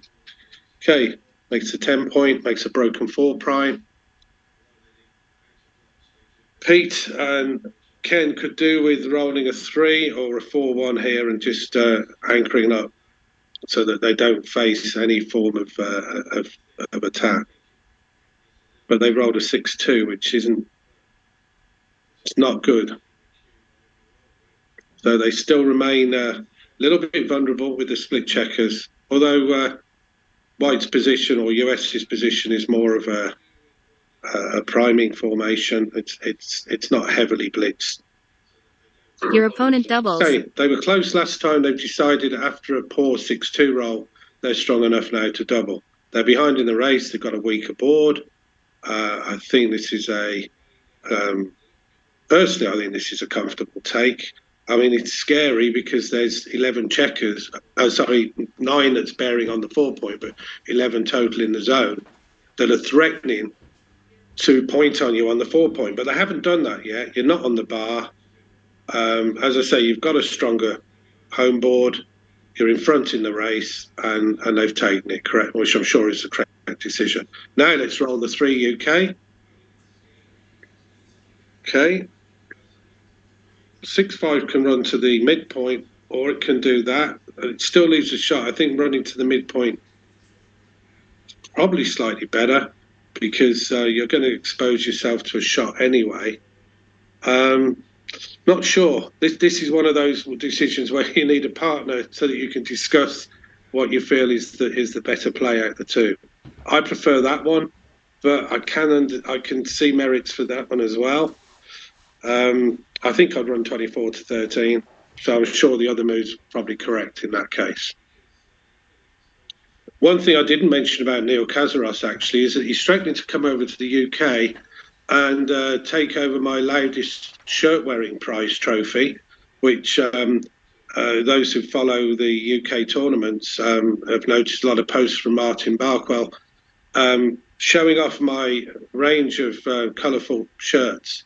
So Neil Kazaros has threatened to come over and really show me what a loud shirt looks like. So I'll be interested to see that and take Neil up on the challenge. Okay, 5-2. That's good because Black, or rather Pete, checker is safe from a 5-2. Neil wanted to roll a 3 or a 6 or some combination to try and put Pete back on the bar, but he can't do that with a 5-2. It's not a very good roll. Probably discussing whether to break the 8 or just play 10-3. I think running off the anchor is not right, but 10-3 just, like I say, sometimes it looks ugly, but sometimes it can be the right move. And I think this is what I would do. That gives you more flexibility to make the bar point. Okay, they've gone for that. The last two.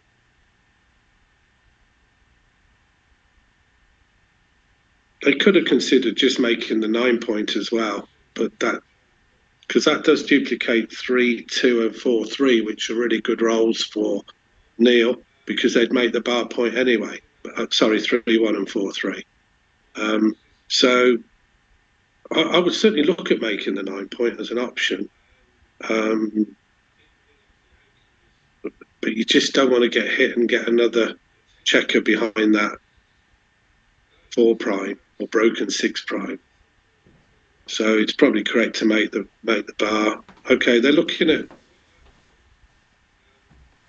various options. One reason why making the bar is not essential is that white has got an advanced anchor, so it's really difficult to prime those 2 checkers in. Which is why I would have at least looked at 13 to 9 twice and probably moved back and chosen something else.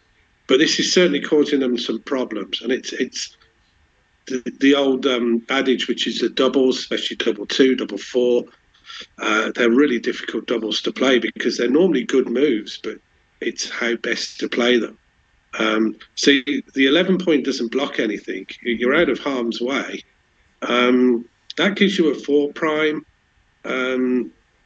If you come down 13 to 11, that's you bring out two extra blocks, which you don't want to do. So there isn't really another good 2.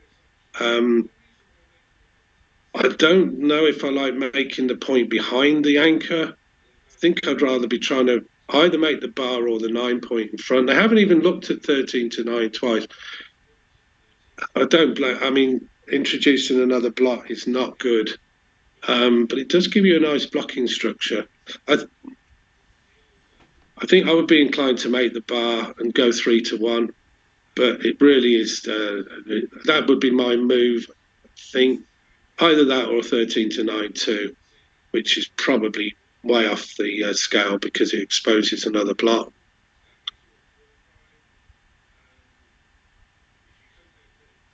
Okay, and there's the 4-3. So I don't think you would have been hit anyway if you'd have. But now they are in a lot of trouble. Now, do you hit and carry, or do you just run out like that? I think that's the better play. Double 5 is awful because you're trying not to speed up and crunch your board. So the UK are facing a really difficult rest of the game for this game.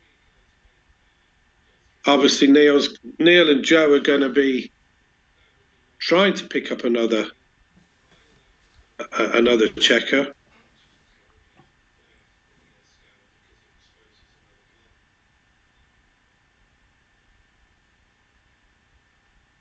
I think if you do that, you can sort of hope that.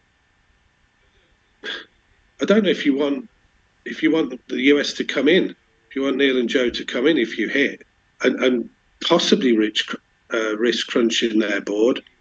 This is the safe play.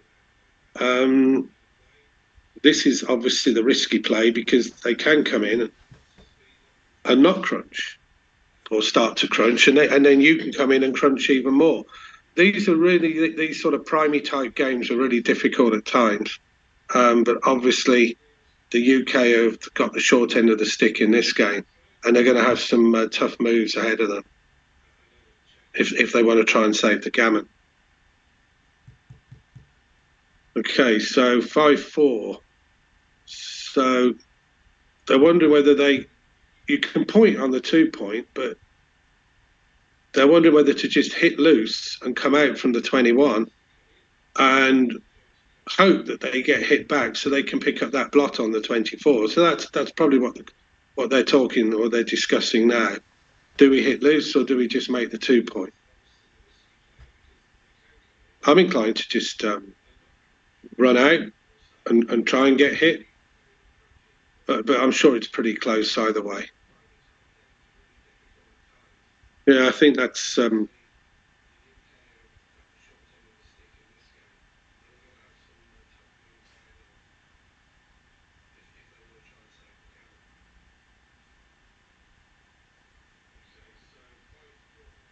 that's the trouble. If Pete hits on the 23, he just invites more gammons because it gives Neil and Joe more timing to start again from the opponent's home board. Okay, 4-1.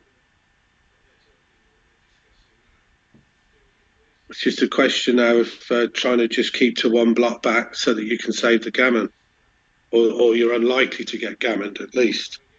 just 5% chances with one man back if you get closed out completely.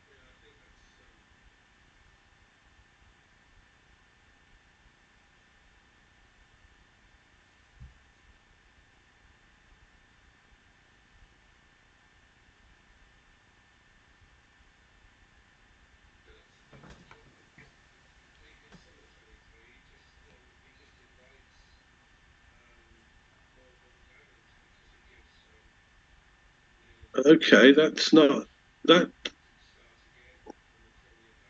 That hasn't worked out as well as they would have liked. No, do they? They hit. So there is a little chance of the 1-6 miracle dice from the bar would have been a big turnaround. Okay, so the UK have got a lot to do if they're going to get close to this race.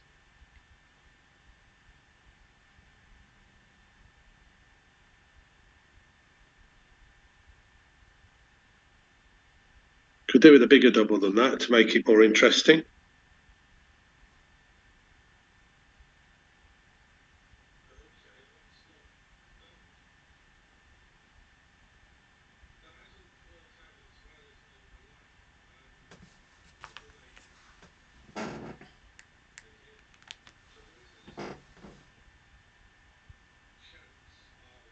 Well, 2-1, 6-1.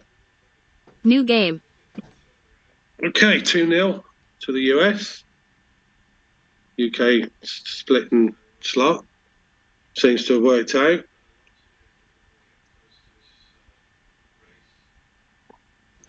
So that will cover the 5 and split the backman.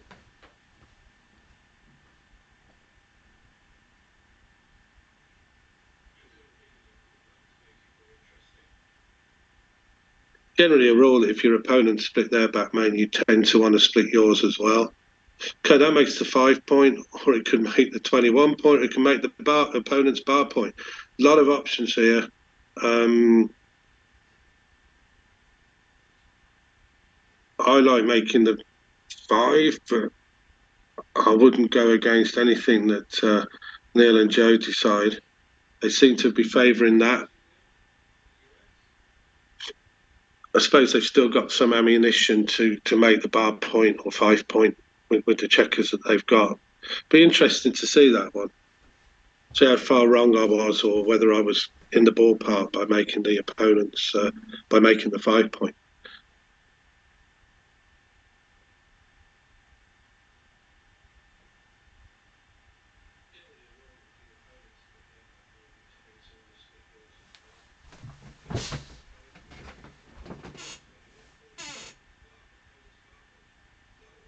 Okay, so 6-2 is not nice. Probably the best they can do.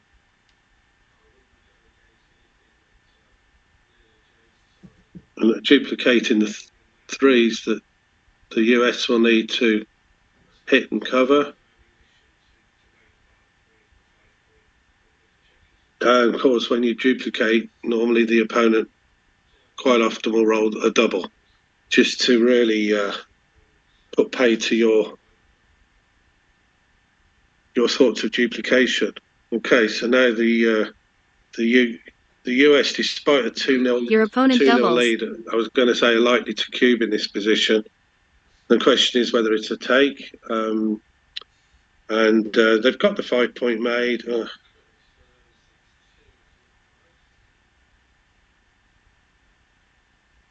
Got a weaker board. They're behind in the race. Yeah, this is tough. Looks as though the US will be able to escape. I'll use a shorter word. Their back checkers. They're almost out. Yeah, that's a tough decision, especially at the score. I think I'd pass this at a level score or for money.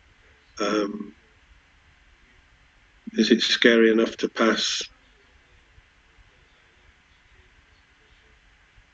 I'm glad it's Peter and Ken discussing this, because this is quite tough.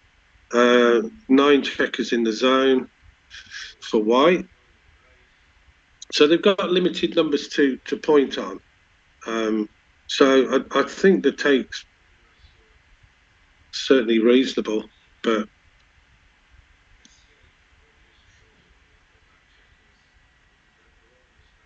could have been one of those where at the score it was a take and for money it's a pass, or I don't know. Okay, so UK need a 4 desperately. A 1 would be okay as well. Or 6-2 is not good. Double 4, which is normally a good roll, yeah, and it's proved to be that. Now we are desperate for a 4 to hang on, and that's going to hit. So we are running out of options, and that covers. So yeah, it's strange when this happens so quickly and brutally. You think to yourself, that must have been a huge blunder to take. You know, you sort of get swayed to it more because of the one rollout that happened that went completely wrong for you. I wasn't sure, but it certainly looks like a huge pass when you see how it unfolded in this situation. But this is just one example where it went wrong. But the UK did have plenty of chances if they'd have rolled a 4 to be well in with this game.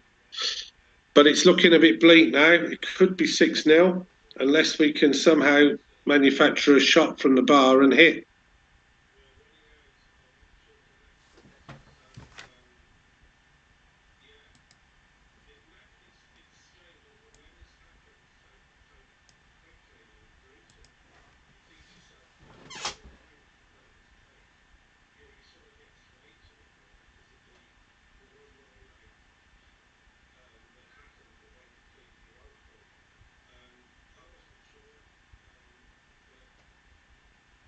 I mean,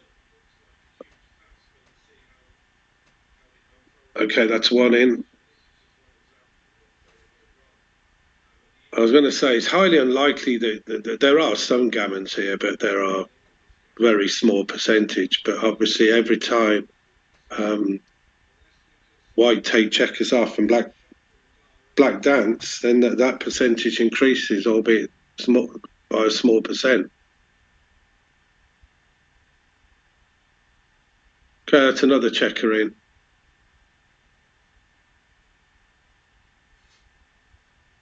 And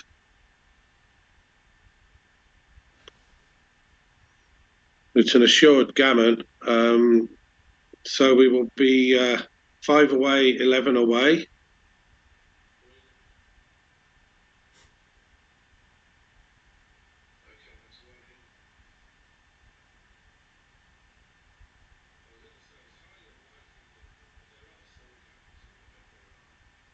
Okay, onto the next game. New game. So we need to. Now the US, Neil could elect to run here with a 6-0 lead, 24-14. It's certainly worth considering. I think at that score I would probably do that. Okay. So the 4-2, which normally makes the 4 point, is sort of not wasted, but you're using the 2 to hit now, and it's whether you come down or split with your 4. I would have considered splitting, but they really want to try and pose some threat by throwing some checkers into the attack zone and try and send an intimidating cube over.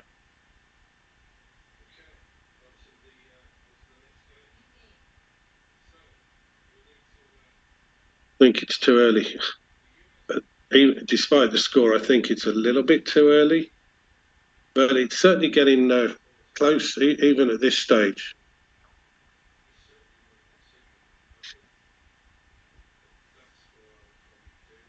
That's a nice roll, makes a 5 point, and that's not a particularly nice roll. So that cube is starting to warm up, and it wouldn't surprise me if they threw it over. Your opponent There you doubles. go. Your opponent takes. Okay, if you split to the 21, come down to the 11.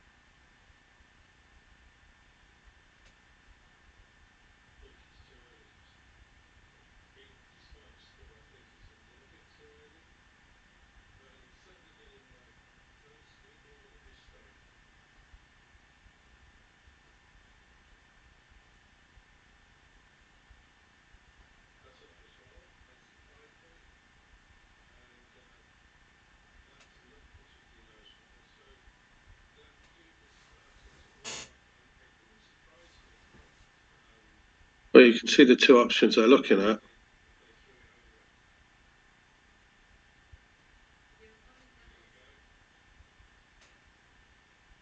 think the tactic here is to try and keep moving them backwards and forwards like that and hope that Neil and Joe sort of get a bit dizzy or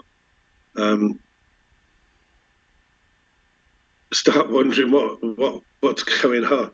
Okay, they've gone for the alternate move, which is split into the 22 point. 6-2 doesn't do much. 3 will hit, and 4 will either come to the 20 or the bar.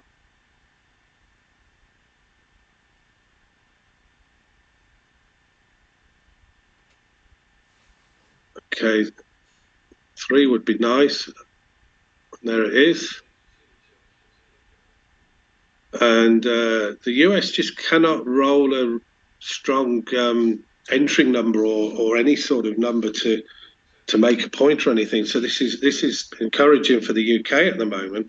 So they can keep this going.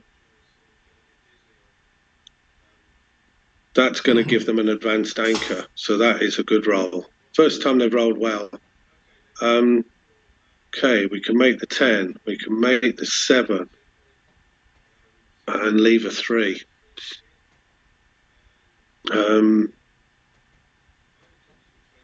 That's an option.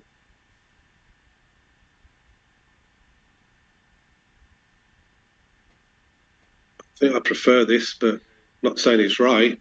It's just a nice structure.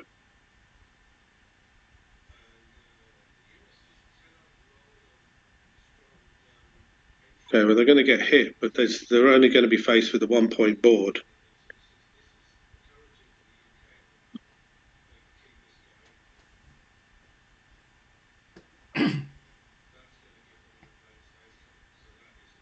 I'm wondering if they're considering, they're probably discussing whether to hit and continue to the 5, because there isn't a great deal you can do with the 5 apart from coming down. Yeah, I think they're already a long way behind, and if it gets missed, then they've got the starts of a great point. So, as expected, some strong play from the US. It's a bit quicker than they'd like.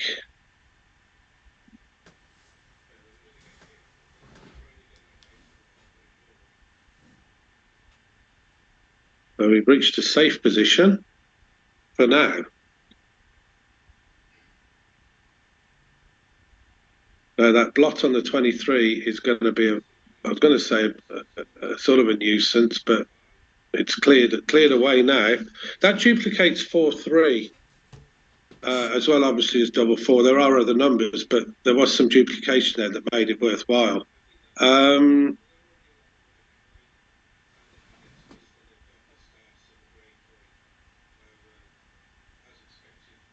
you could go 7-5 and 6-2. It does get rid of one of the 10, but it does give you a reasonable. And that as well, because you're clearing the point that's 6 away from the anchor, which is going to be difficult to clear when he comes in. So I think probably 10-8 is one of the decisions. Bring your back checkers a little bit closer to the anchor. So I like that.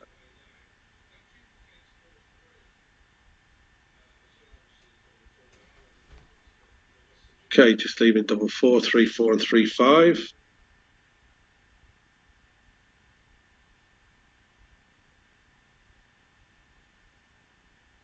If they do that, then they leave just 4, 3, which again is duplicated, and double 3. So less shots. Good, well done. So, are we going to get some points on the board for the UK?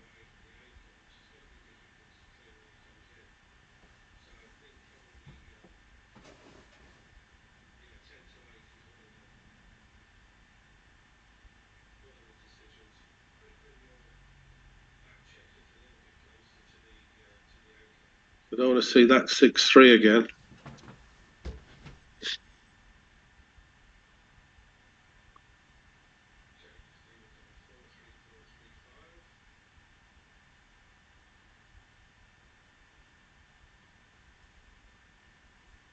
I might be wondering whether to play off the 21 point. The 22 is definitely going to stay there. So do you play 2 off the 8 point, or do you play from the 21?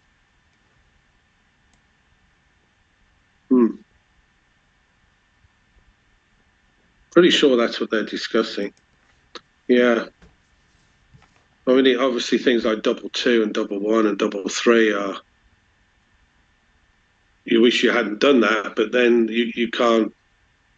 It gives you more flexibility this way. It keeps your checker on the 22. There are some options to have double shots later on. So I like that move rather than bringing 2 off the 8 point. There's the 6-3, which we didn't want to see again. So 6 will hit. And we're in the lap of the dice gods.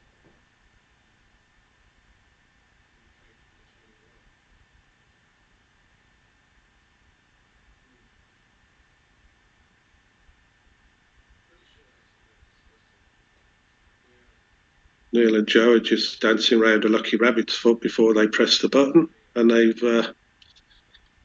managed to miss this time. So we're still not out of the woods yet. There's still some bad numbers that can give the US a shot. I'm not going to say them because I don't want to encourage those sort of numbers.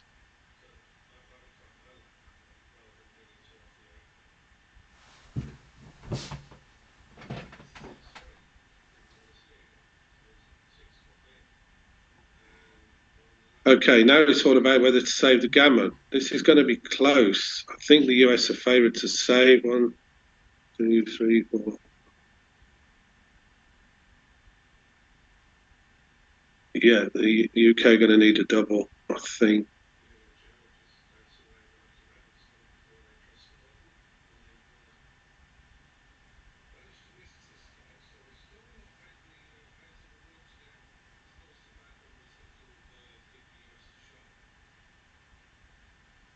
So 5 to 4 or 11 to 10.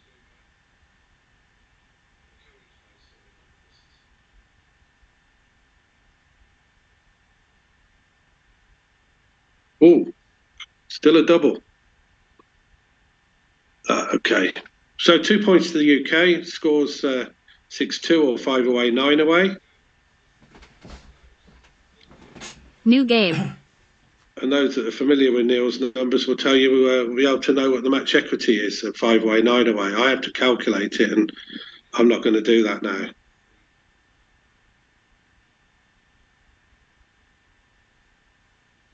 So up to a 3-point board, but unfortunately having to expose the checker. Oh, advanced anchor for the US.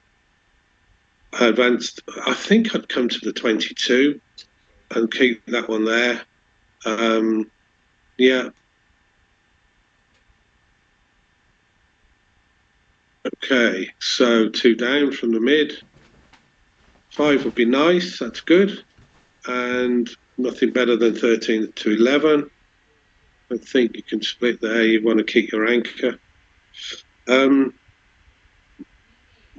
Not a great roll. You could even consider 2 down from the mid.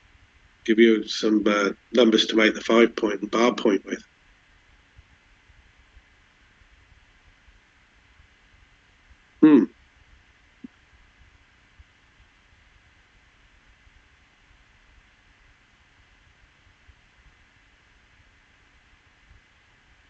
Yeah. That's nice. That can make the 10-point. So slight advantage to the UK in this one, despite not having such an advanced anchor. I would say that the UK is slight favourites. 4-2. Is it time to run out? So it's always hard to know when to leave that. But Mitchie calls that the butterfly anchor, 22 anchor. So 22 to 16 was a possibility. It didn't duplicate any hitting numbers, that's all. It gives your opponent 2s to hit on the 16 and 1s and 3s and 5s to hit you on the 22 point.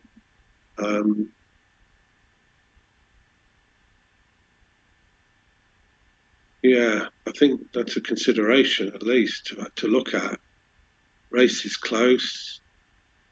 Got a slightly stronger board. Okay, they've decided to... Okay, do you make the 5 or do you hit? I think that's an interesting dilemma, which I'd rather leave for the US to think about than me. Personally, I like the 5, but they're probably feeling that they have to hit the score.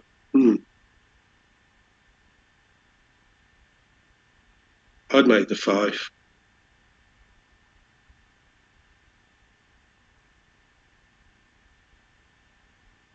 Okay.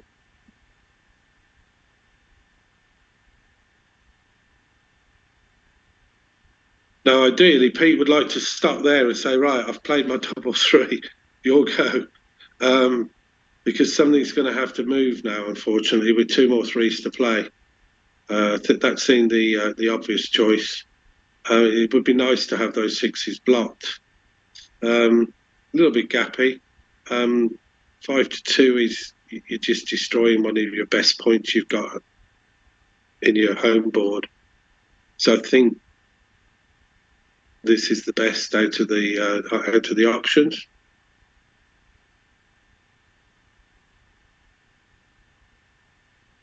We just had a double 3, Pete. See if you can follow it up with a double 4. Or even double 6, or is that asking too much?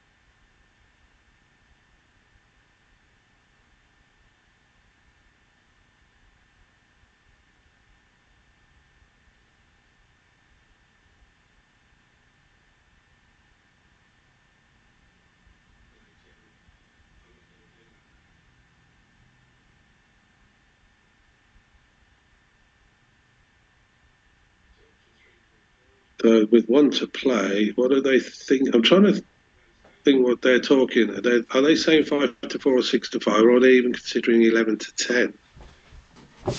Which I don't know if there's any merit. So it's either they're probably looking at something to decide whether it's 6 to 5 or 5 to 4.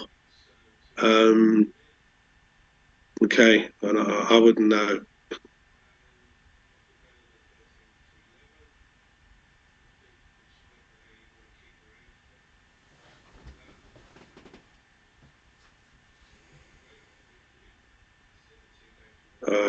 Okay, that's we needed that the other way around. We needed to roll the double 6 and get out before they did. So now they've got a double here, and your opponent doubles. When you're 13 pips down, if it was a straight race, you know it's a pass. So now you have to wonder if the contact favours you or not. And in this position, I'm not sure that it favours you. I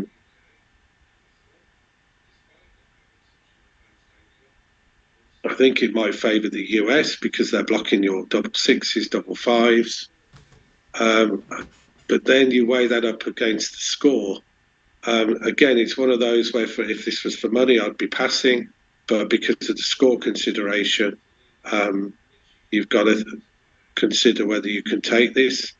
Another factor is if you pass this, your opponents are 4 away, which is a nice score for them. If you take this and lose, they're 3 away, which isn't quite so drastic. So you don't want to give up the point if you can fight for it and just risk an extra point. But and I think that's what they've considered. So they've taken. I'm not saying it's wrong. Just saying that I would have passed that for money, and perhaps there was consideration for the score there to take that.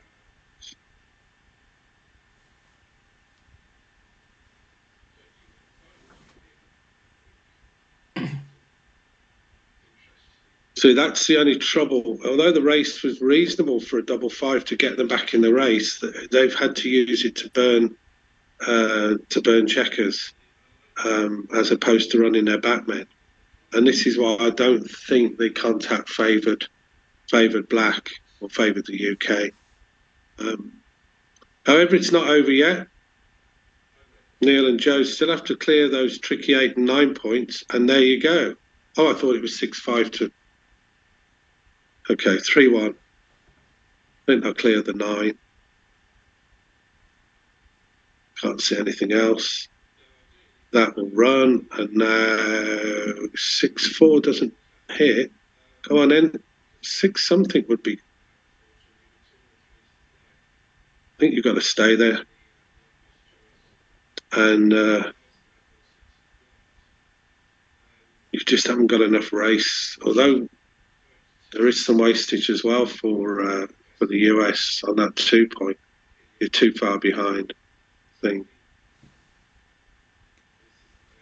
5-2 or hit and continue. So we need a 3-5. Got the 5. We got half of it. 3 comes in and 6-2. Oh, there. One roll too late. Okay, still some hope. Are they going to hit and bear off? Yeah. Slow black down again. Okay, there are some shot leaving numbers next now. 6-1, 6-3. That isn't one of them. Stay there and hope for 6-5. Okay. And that's it. Just race round now and save the gammon.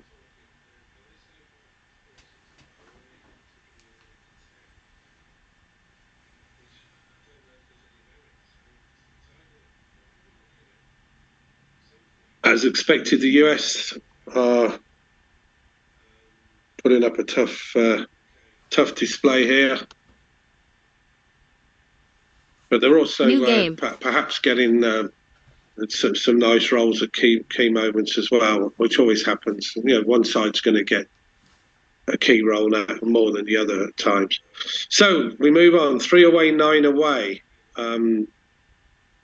Again, the UK will be very keen to be throwing a cube over, especially with Neil and Joe being 3 away, and sort of partially kill any gammon value to them.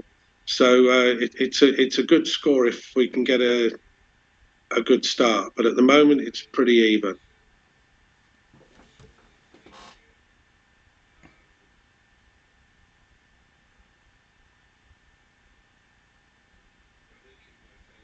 Okay. Your opponent doubles.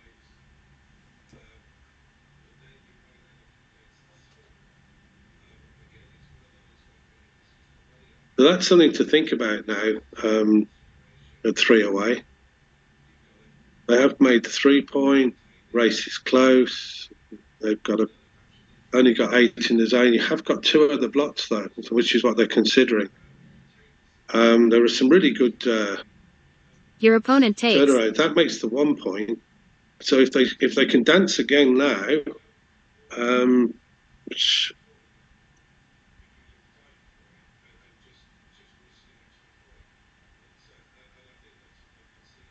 Okay.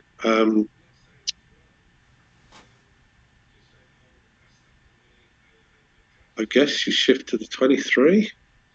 Even sure. I mean, and then play 6 to 5 twice. Yeah.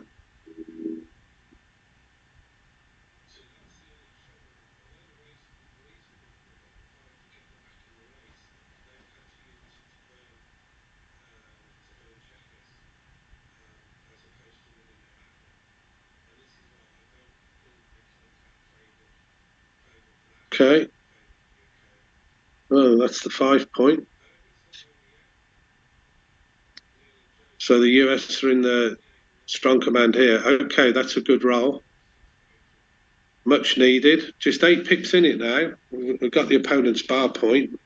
So there is hope that the US will not be recubing at any given moment unless they manage to roll a double 5, because there's no way that they're going to hand back a 4 cube without a strong lead.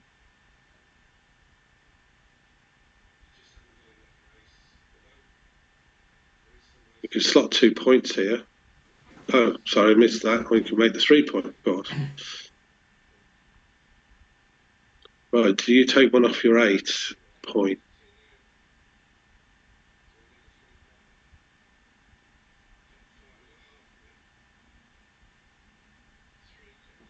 I guess they're looking to see that the UK will still have quite a lot of timing. So they're considering 13 to 8, 13 to 9. I'm sure that's part of the discussion. Otherwise, it's like something like 8 to 3, 6 to 2.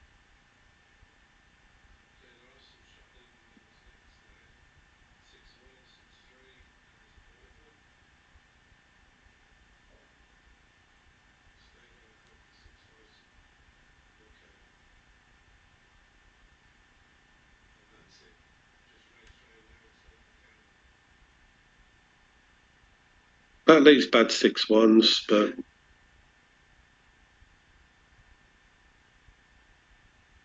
they haven't pressed the OK button yet, so they're going to go back. That allows them to play a number like 6-1, so it does give them a bit more flexibility at the expense of harming their home board a little bit. They're 16 pips up after this. They've got a good race lead. I wonder if they're discussing about playing down from the 13 point, or if that is a bit too big.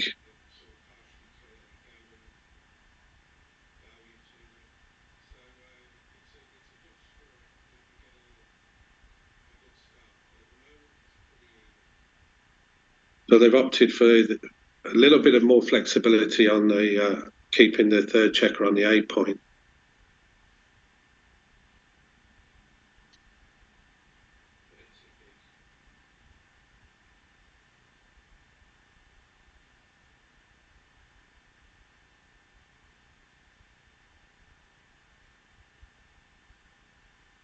Okay. Well, that plays itself. So now the question is whether Pete and Ken can get a shot. And if they do get a shot, whether they can hit it. They've certainly got a strong enough board for now.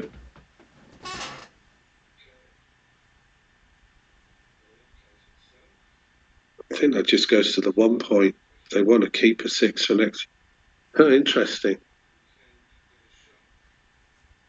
I didn't even think of that. Probably wasn't right, but that still gives you a 6 to play. That does as well. That's better for the race. Well, I guess bringing 2 in is the best one for the race, but then you are open to roll a 6 yourself and have to leave the anchor. They are quite a way behind in the race, but having said that, White's got a lot of wastage, so it's a little bit deceiving if you just look at the pip count here. I think I'd do that, but it does put a third checker on the 1 point, which isn't great for the race. Okay. Do you just play 6-1 here, or do you play something like 5 to? Do you just destroy your home board and give yourself a 5? Oh, sorry, a 4.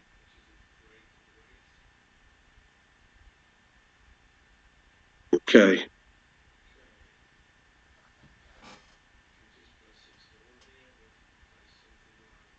See, if the US destroy their home board too much, then Black can leave their bar point anchor without fear of being hit.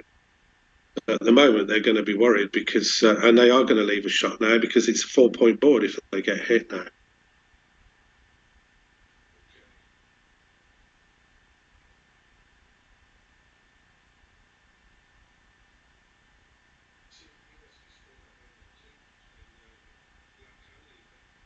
That's probably as good as hitting. Could even be better because it's they're going to consider cubing back now. This will be for the match. Trying to think what the UK's take point would be, because they would automatically shift it back to 8, so they don't win the match. They would be 1 away, 3 away Crawford, so they'd be 75% favourites, but that's not the same as winning the match. If they pass, they're 1 away, 9 away, which is probably around 6%. And then because it's 3/4 rather than winning the match, I think that their take point is around about, around about 8%. And then you've got to work out, have they got 8%? So that's what Neil and Joe are discussing. And if you want your partners to be someone who can calculate those sort of things, then you definitely want Neil Kazaros on your team.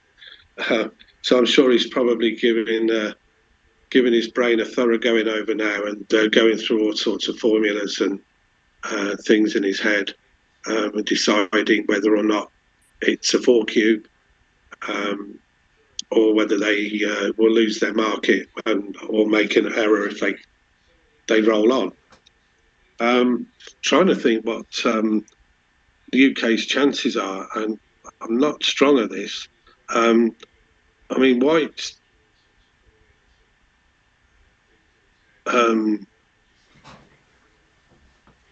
pit count is highly adjusted because of the 7 checkers on the 1 point.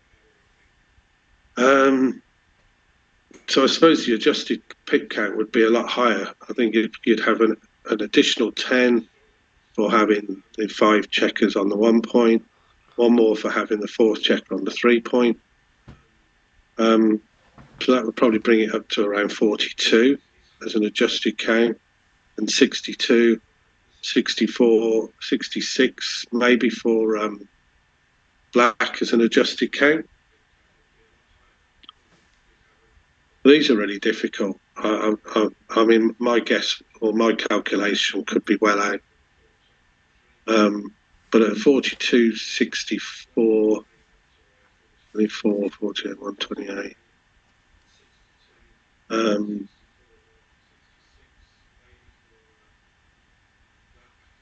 Yeah, this is...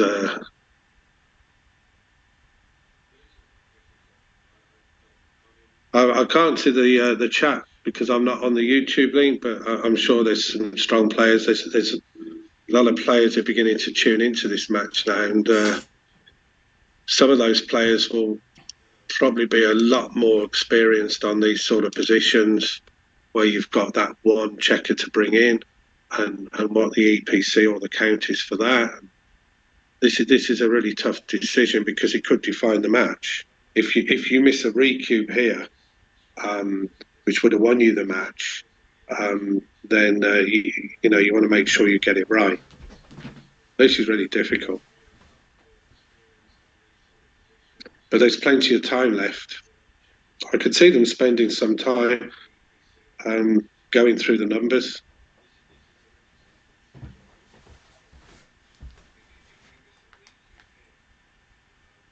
I know 1 away, 7 away is 9%. 8. Okay, so they decided not to double.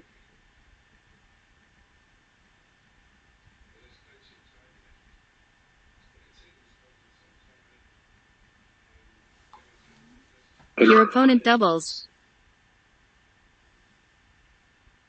Okay, so throw the headache over to the UK. I mean,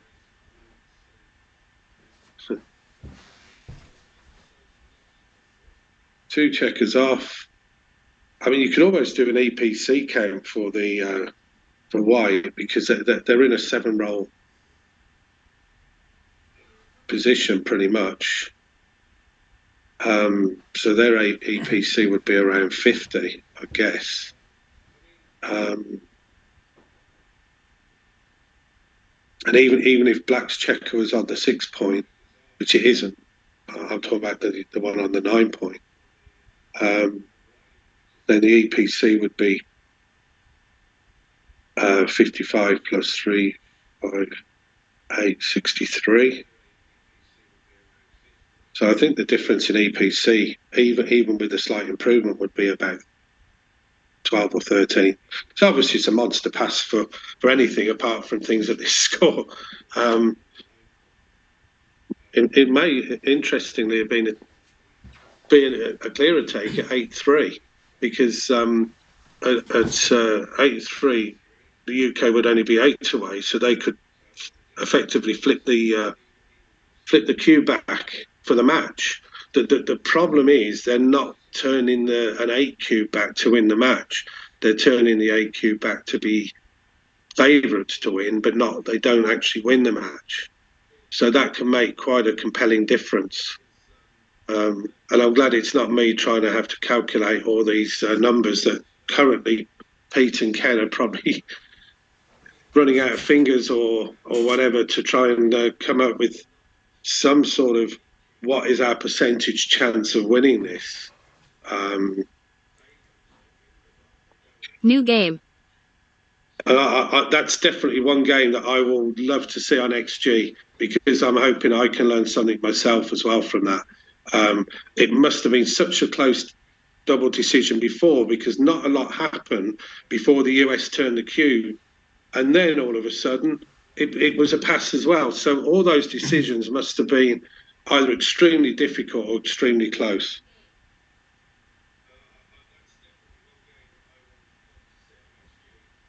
And I've been told, and David Startin is in the YouTube chat. I've had a message to say that David says it was a re-cue pass. Don't know if he's talking about the original thought that they were thinking of re-cubing or if it was the second one. But thanks, David. I shall still hopefully try and get that file from XG. And see if my eyesight calculations get me anywhere near to what the correct decision is. Anyway, let's get back to the match. We're now at Crawford, 1 away, 9 away. As I say, I think UK's chances from here are around sort of 5 or 6%. So when, as long as there's a chip in a chair, as they say in poker, then you're still in. So I've just not long commentated on a match with Chris Bray where he was 1 away, 10 away Crawford, and he turned that around and won. So let's see if we can do the same in this match. I'll be wishing Ken and Pete that they can, but let's see. So 6-2 for the US, which has been played. That looks like a double hit for the UK. Nice roll.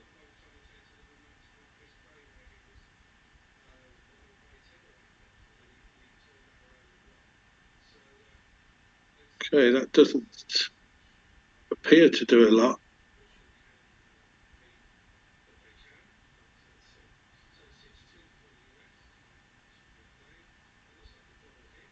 Okay, so it's safe play, and Can run out from the front here. I guess they could leave the checker there just to have that added contact. Nuisance value.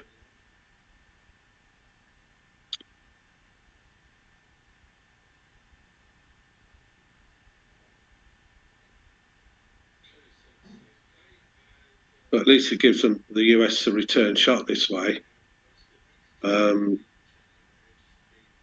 I don't think there's a safe way to play the 6-2. I could see quickly, and they did get the return shot.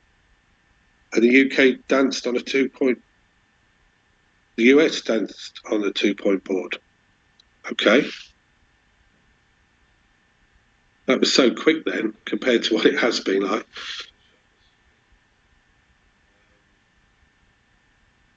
Okay, 5-1. Again, it's not a great roll.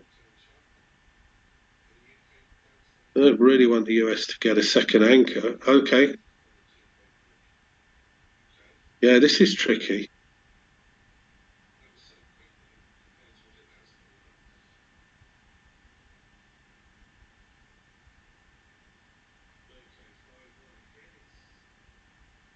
Okay, so they've got the second anchor, but how long it's going to last anyway, I'm not sure, because they haven't got many other checkers to play with.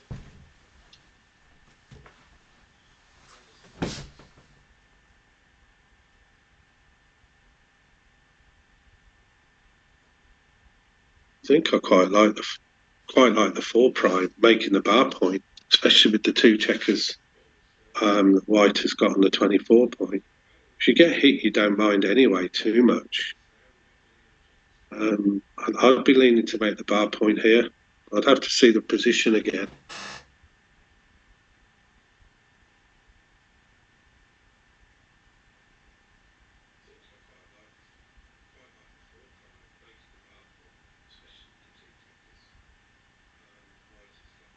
Okay, the US strengthen their home board.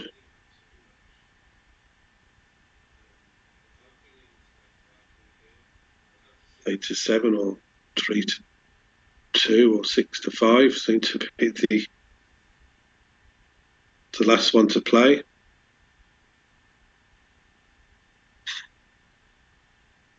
Okay, well that makes the 4 point, and it exposes 2 blocks to 2 outer shots of 8 or 10 or 12, and there's the 10. White going to hit from the front.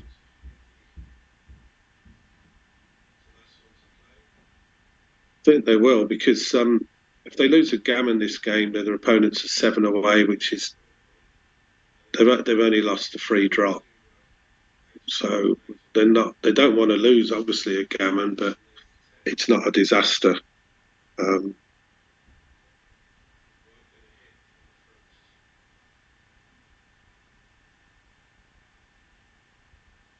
they're going to look at the return shots. If they hit with 6-4, then there are a lot of return shots for the UK. But if they don't hit with the 6-4, what's their options? The 1-5 sort of back game is pretty weak.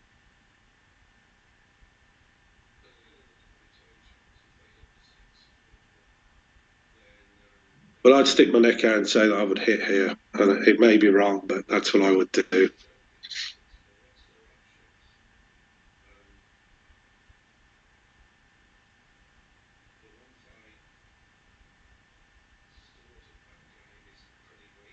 But they're looking at the number of shots on. Okay, they've done it now.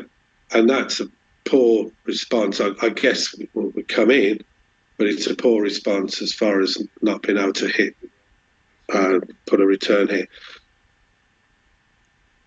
Okay, I think I saw that, but I sort of dismissed it fairly quickly. I don't think White's got a pretty decent attack, but it's probably not enough for me to do a banana split. So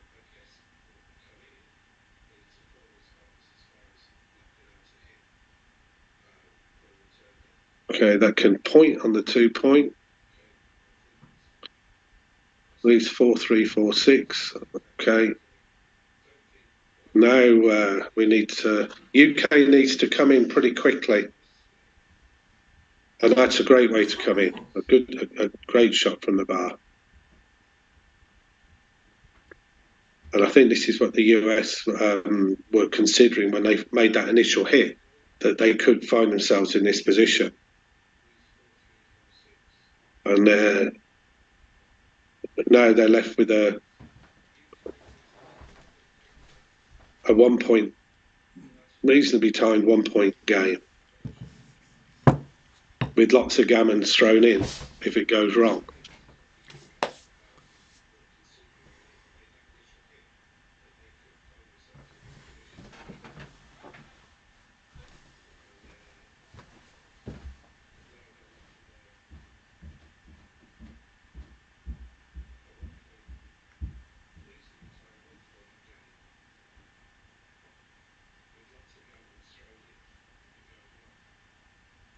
Okay, the consideration is 3-1.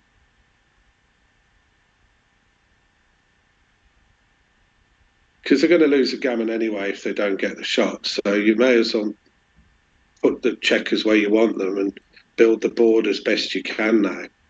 Because you're not going to save the gammons. You're not trying to get everything in on the 6 point as you would do if you were trying to save a gammon. You just really want to just do what's best to win the game if you get a shot. So any two will cover that 1 point as opposed to running.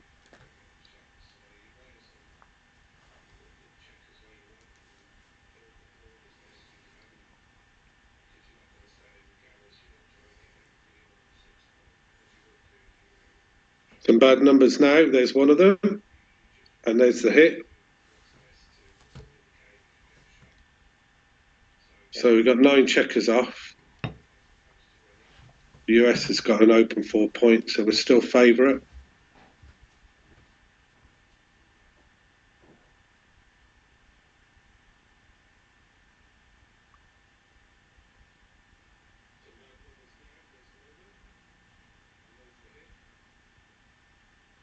Another nice roll. Okay, and we don't get hit. So do you cover the one? Yeah, don't.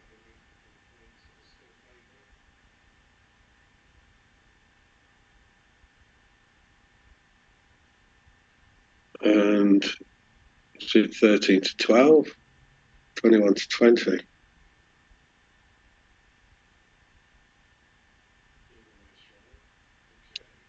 Okay, well that leaves direct 2s and 7s and 9s. Okay, a miss.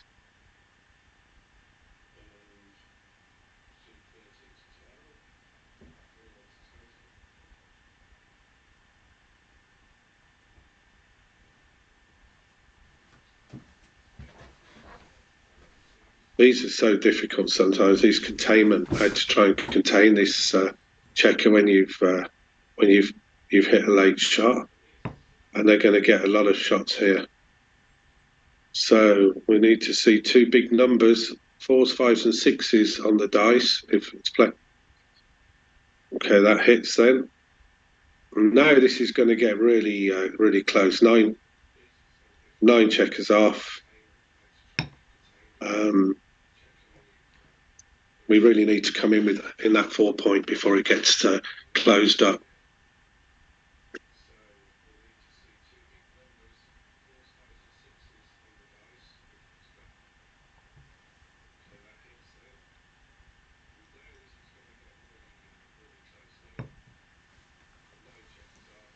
So,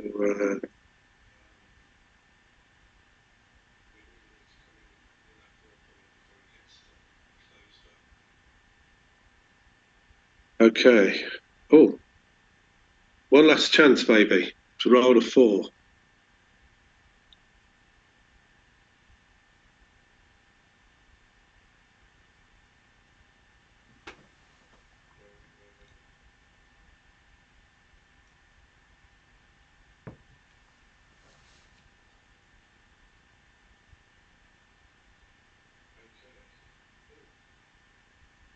That doesn't give you double 5 to cover. Okay, what a great bit of timing. So now we need a big number to get past these this last checker. Or obviously, alternatively, a smaller number to keep out of range.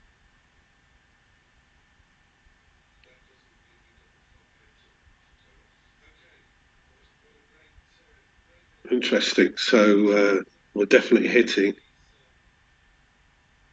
That just gives 6-4-5-5. Just 3. Oh, I shouldn't. Well, I like to call what numbers are needed, but I don't.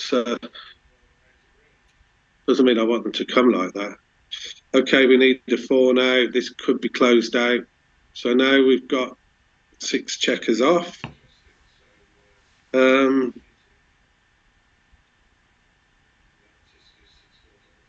if we don't come in now, oh no, we've got 9 checkers, 5. White needs some.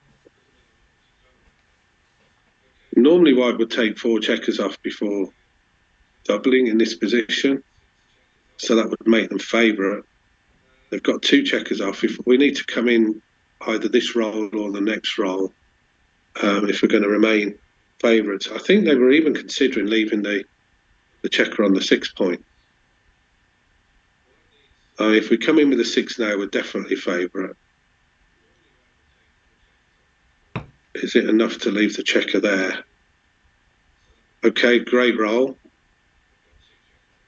So now we are clear favourites. Few twists and turns in this game.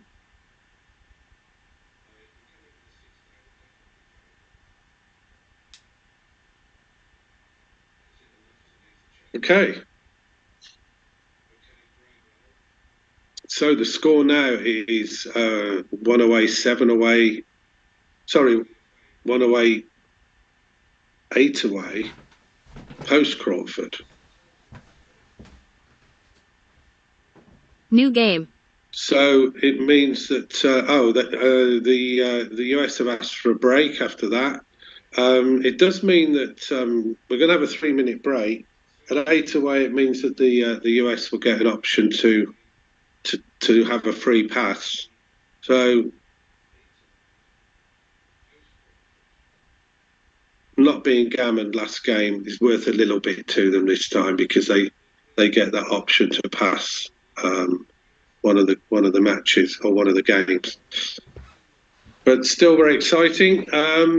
I'm going to try and see if Martin, if he's listening, can give me any update on anything else that's going on, so that during the 3 minutes we're not just sitting here looking at a blank screen or a screen with 3-2 on it. So Martin is currently typing. So I'm assuming that he's going to send me some scores so that I can update some of the viewers if they don't already know.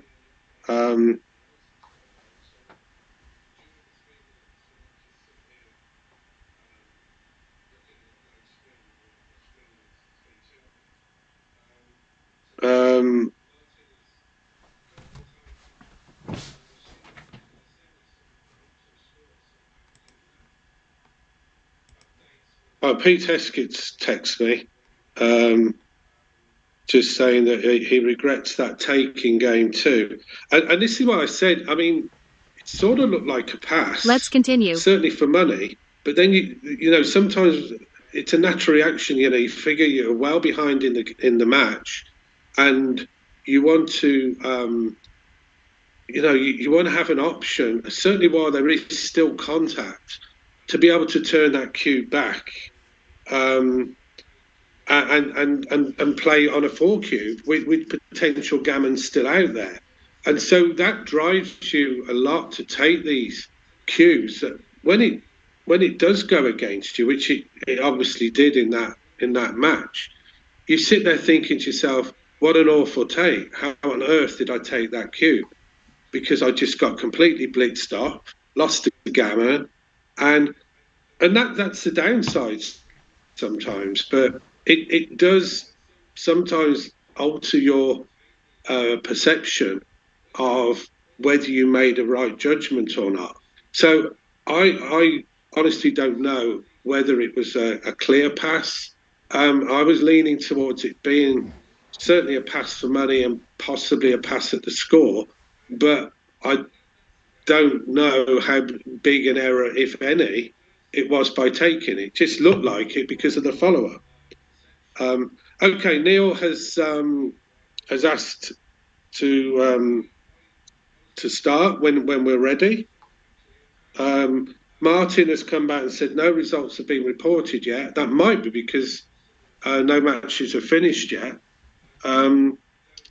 So I can't update you on that one, except to say that it looks like we're ready to start, hopefully any second now.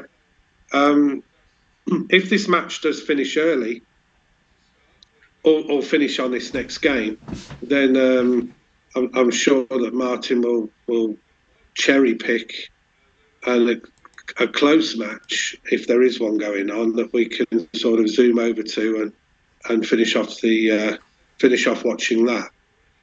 Let's continue. So just waiting now for either Pete or Ken to give the okay. While you're there, Jeff, I have a few scores I can give you. Go ahead. On the other games. So starting with Julian Fetterline and Peter Bennett are 10-4 up against Matt Cohen-Geyer and Jonathan Hardigree. Wow. Chris Bray and Tim Cross are currently 9-7 up. I'm working my way through these. Gaz Owen and Reece are 6-9 Your down opponent doubles. Bob Wachtel and Frank DiMaggio. Your opponent takes. Just got to find them all. Steve Sachs and Bob Azari are 7-8 against Steve Bibby and Oliver Squire. Those are all the ones I can see that are in play at the moment. Well, thanks, Julia. It sounds like the ones we're losing are very close, and the 10-4 is very encouraging. So it sounds like all of these matches could go either way at the moment, including this one, obviously. And this has got the biggest gap of them all. Yeah, and I think one has actually finished. I can't see. I saw Seb Wilkinson playing a few minutes ago, but he appears to have finished now. I can't yet give you the result of that one, but I will look it up while this one is underway. Yeah, well, this one has started again. So the cube's already been turned, and it was taken. I didn't see. That's because Neil and Joe had the opening roll. So they've taken. So we're playing for 2 points. Obviously, gammons are really important for the UK team here. So that's what they'll be aiming for. But having looked briefly, we've got 3 checkers back. At least we've got an anchor. We're both sharing the 21-point anchors, but both sides have got that. And there's not a massive deal in the race. Just 11 pips, so it's anybody's game at the moment. Okay, so the US have elected to make the 5 point. The UK will do the same, and then decide what to do with the 1.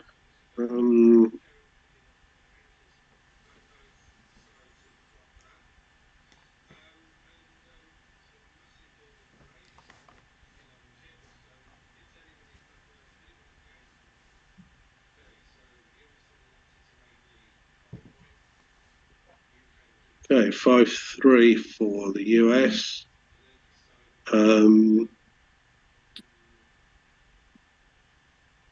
Not the greatest number. I mean, they could make the 3 point and expose a block. They could clear the 11. I think running off the anchor would be wrong. So, guess they could hit on the 1 point and just play. I don't like that one actually, hitting on the 1 point. Oh, and play 11 to 8, I guess. Yeah, I think making the 3 point, it adds an extra point to the board. It's forcing your opponents off an anchor unless they roll 6-1. If they do elect to hit you. I mean, 11 to 8, 11 to 6 just look stacky. Okay. Sometimes the stacky play, the safe play is the right play. Who is it who said it's not a beauty contest? I don't know who said it, but I've heard it said about this game, and I can see why, because that's looking pretty ugly. Okay, 6-1, and the flexibility is really poor now. So it's either that or hit on the 1.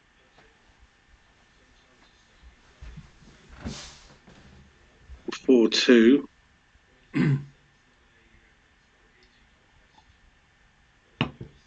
Yeah, again with the UK, with the black UK not having much flexibility, just having points made, so they're looking pretty strict as well.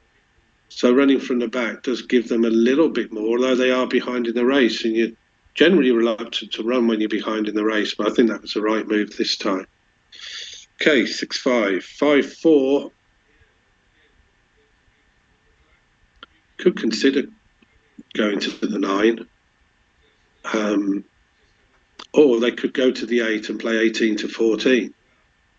I thought they were listening to me then. They almost did it. Yeah, that's okay. At least 5-2, 5-3, 5-6.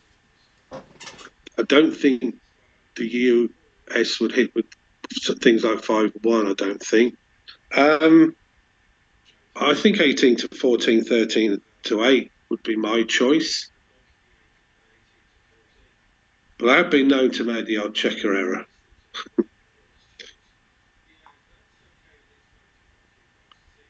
Okay, so how far do you want to shift that 9 point anchor? Do you want to go to the 7 point? Do you want to leave it where it is or go to the 8 point? I like it on the 8 point because you've still got some movement with your other checkers. You can play. Okay, they like the 7 point. So the US have got to decide when to run off this anchor, because it's going to happen soon. That just comes into the 6 point, gives you a bit of extra ammo. I suppose if you roll a double 6, then that answers the question when to run off the anchor. They are 5 away, so they may have some difficulty clearing. That's the only thing we can hope now at this score. 1, 2, 3. Oh, just got room. Okay.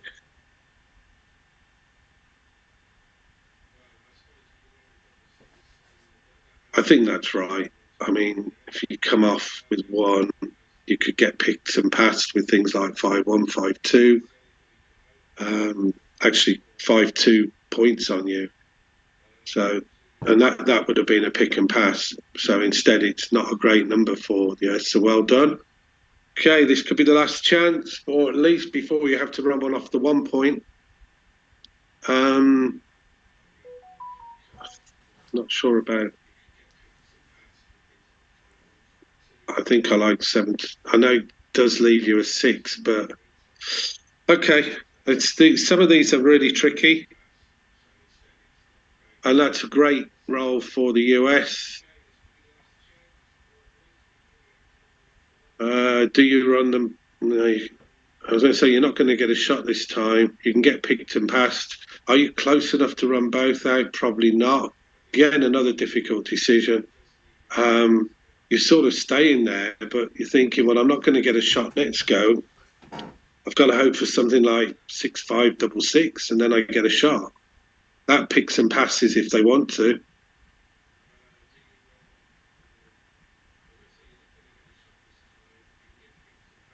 So now you're even further down in the race. it's almost like, damned if you do, damned if you don't, to an extent. You feel you're running into a pick and pass situation, or if you come out, you think, well, I'm aiming for a losing race. Okay, there are some bad numbers now, so you can stay back. And now you don't want to see a 6 or a 5. Okay, and so now you're just relying on a race, so it's looking a bit bleak. I think Martin better start looking around the rooms and seeing if there's another game that's available. I've just heard as well that Gaz Owen and Reece Hodges lost their match despite having the better PR. So there's some solace in that. But this match is all but over. Okay. No, they needed a double then. Okay, so another one for the US. If Martin wants to let me know which match he wishes to tune into, then I will go over there and hopefully we can pick it one that's either a DMP or it's got really close finish. So I'm leaving it onto Martin's careful consideration. Actually, there aren't that many left. I think Seb's still playing. Chris Bray. On the screen now, we've got Seb and Kit Woolsey. Perfect. So if you want to find them. I've got them. And I can see we're 8-5 ahead in that one. Indeed we are. Oh, I want to turn this the other way around. Have you got, sorry, Julia, have you got Seb at the top on the YouTube screen? We've got Seb at the top, yes. All right, perfect. Okay. Just to let you know as well, it looks like, again, this would have to be confirmed by XG, but the PRs on that match that was just commentated on, I'm assuming that Pete means the doubles, was 1.31 and 1.34. So I knew there'd be some strong PRs, but let's look at the match here. So Seb, I assume he's playing with Chris Bray. And he is up against Kit Woolsey. I'm trying to look for the doubles results. Draw. Seb is with Simon Bargett and Kit is with Jeremy Bagai. Okay, thank you. So, sorry, Simon. So it's Seb and Simon versus Kit and Jeremy. And let me see what's happening.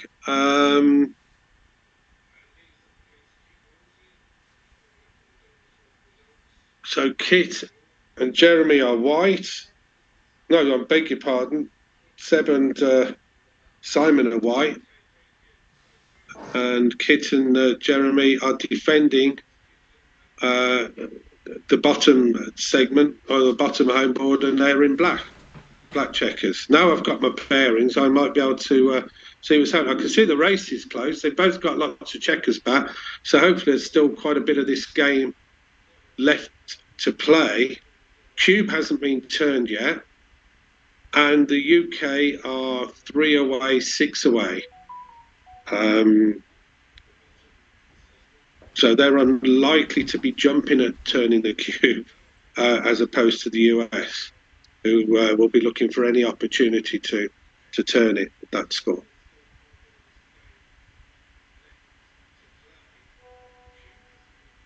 Okay, 5-4.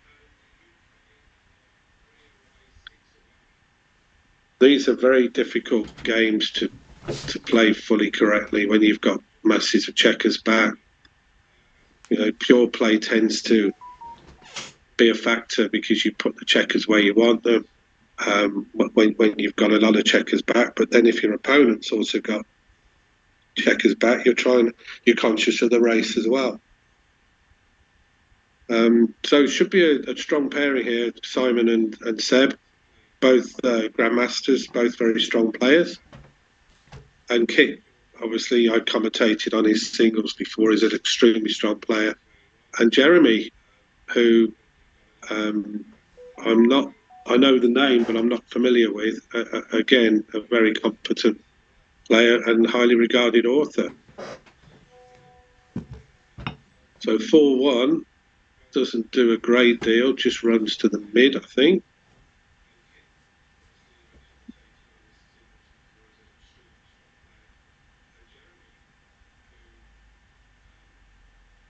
The 3 is awkward here. Yeah, there's no real way to not leave a shot, but you're not hit anyway. That might just run from the 17 to the 10 point.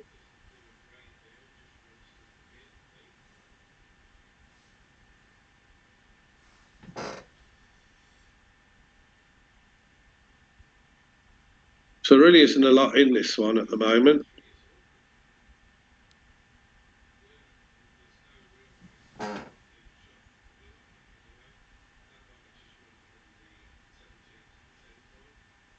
That makes the 5 point.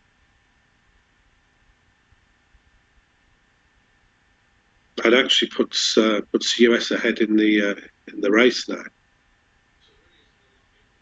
So a very good roll for them.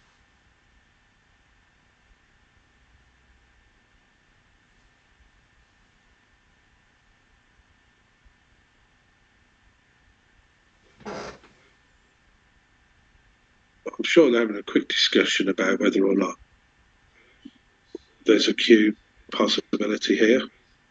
They can be quite aggressive at this score. Your opponent doubles. Your opponent takes. And now they're going to make the 8 point. So that's a good roll. It's a good roll for them.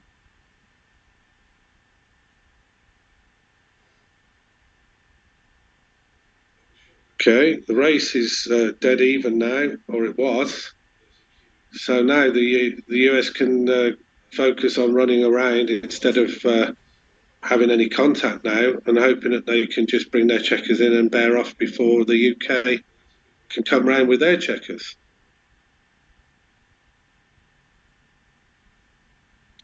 Might just put that on the 1 point, or 13 to 6 is the other option. That just leaves a 10, a 6-4 only. With the blot in the UK's home board, it's probably as good a time as any to do that. Just comes into the 4. And we're ready. The UK's home board, we're ready for any visitors.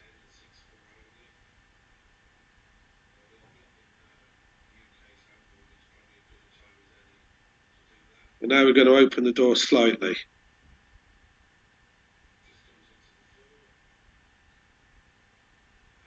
Still, the race is close enough. If if the UK were to roll some big numbers, they'd still be within a chance of winning the race. But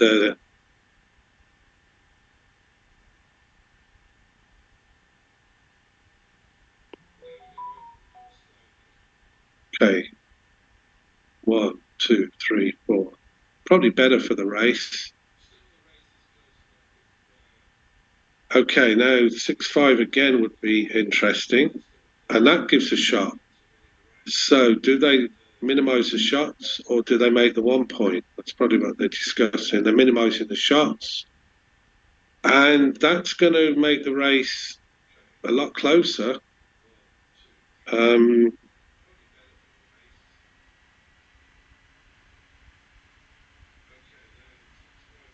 again, if the UK can get themselves, they would have to get themselves into a large racing lead to even think about recubing, especially being 3 away. And with numbers like 2-1 and 1-1, it's just not going to happen anyway. And desperately need a double here, just to keep 6-3 is not bad. Still need a double.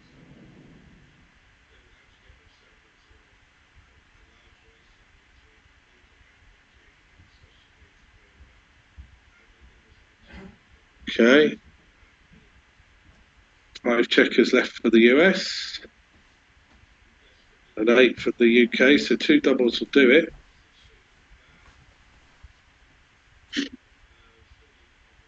Okay. New game. So we got 4 away, 3 away. So interesting, 4 away, 3 away. Again, the US are going to be in gammonish positions. The US are going to be very keen to turn the cube.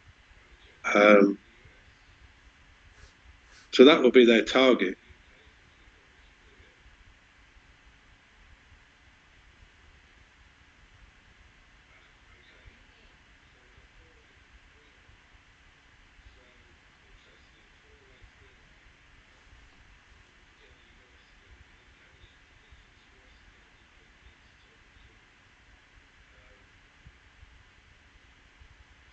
What to do with the 2? Split?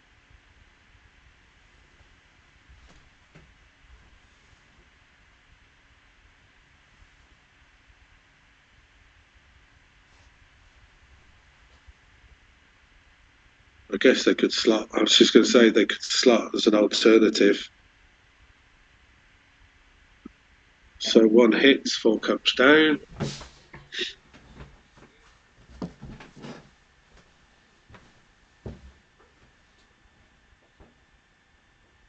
They can cover that 4 point, but I don't know if they want to from the midpoint. I guess they could hit on the 1 point even, just to try and stop Seb making his 5 point. Seb and Simon, rather. Again, another example of how difficult some of these doubles can be to play, because this might be correct at this score, but at another score it might have been correct, for example, to make the advanced anchor. So it's not just the fact that you've rolled a double; it's the fact you have to take into account what the match score is and what you're trying to do. The US are trying to win a gammon on a 2 cube because that will win them the match. The UK are happy to just pick up a point and just be 2 away, or win an undoubled gammon and be at Crawford. Okay. Nice roll for the UK. And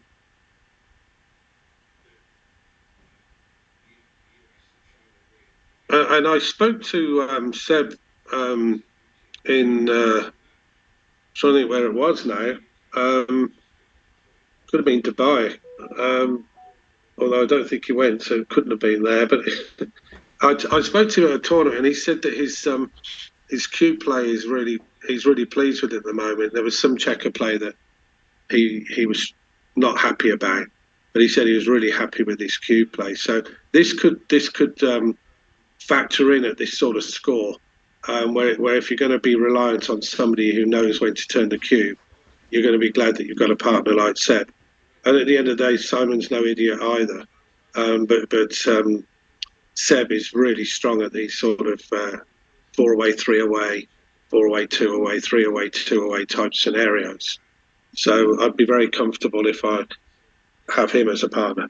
As it's looking now, the US have sort of turned around a bit. They're going to hit again.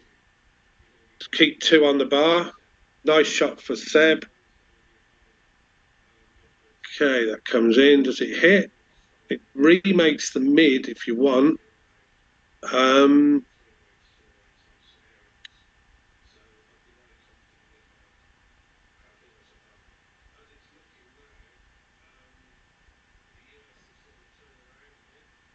Well, you can make the 17.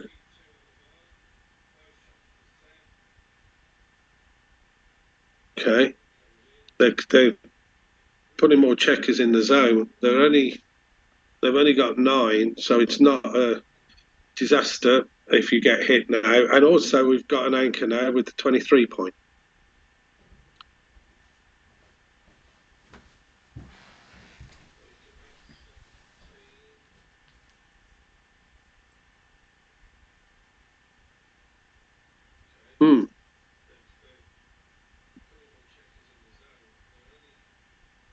Certainly one way to play it. That's I'm wondering whether you want to advance to the 22. I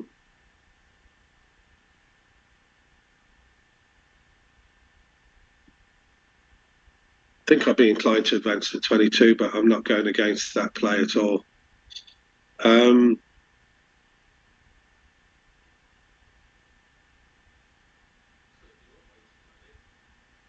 Bring a checker out. There's still quite a lot of this game left in to play for you. Both got shortish on time. They're both around 2 minutes, but they're all capable of playing at speed if they need to. But this game could take a lot more seconds off the clock again. I can see some more complex moves ahead. Yeah.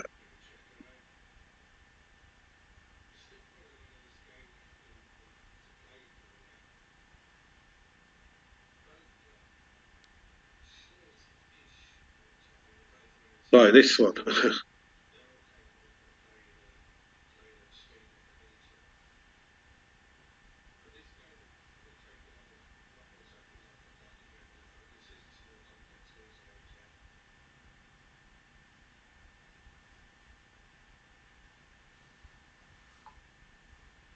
I mean, the US are well behind. They've got 6 checkers back. Do they want to keep the triple anchor? Seems to be right.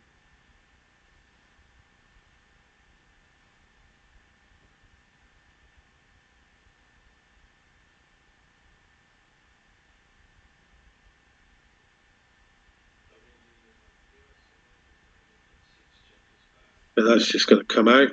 So it's quite straightforward move.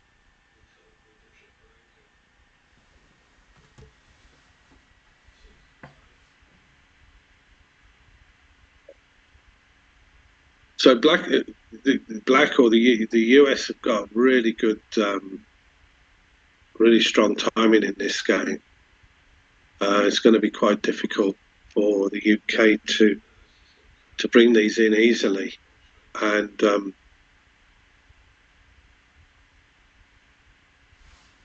without leaving a shot. So it's looking. This game is really a really difficult game to call. So 3-1.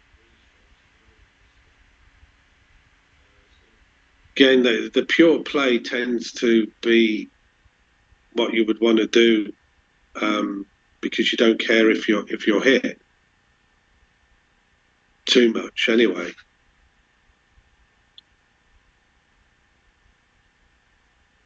And the UK obliged by hitting. The US came in, and bit of a stack on that 6 point. That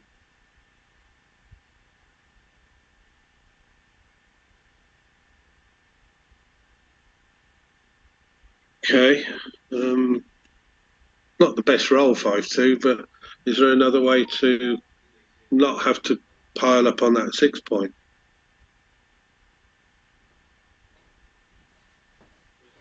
Just runs to the bar.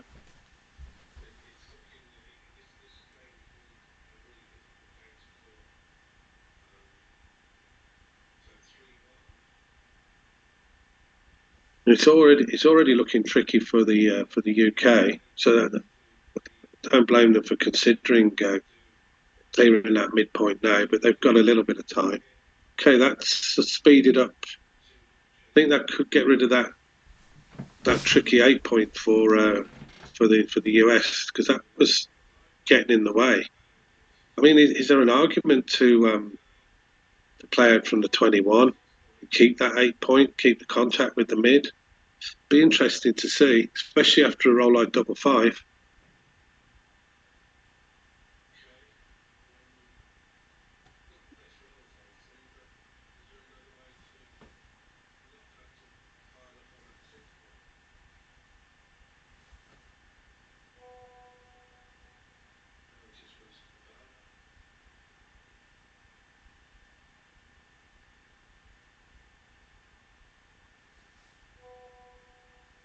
Okay.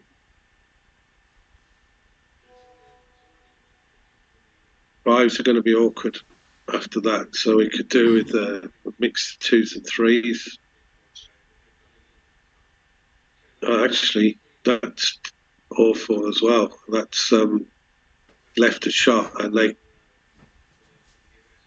you have to leave a shot here. So the question is, which shot do you leave? 4s and 3s or 5s and 6s?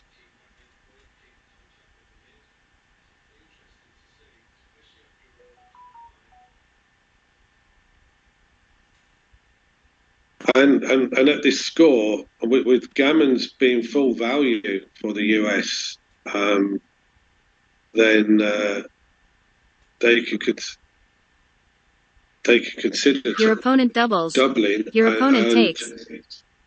The question would be how easy it is to take that. Well, because you're not hit, I guess you do, but that's really turned it around. There is still some room for the UK to come in and out just like that.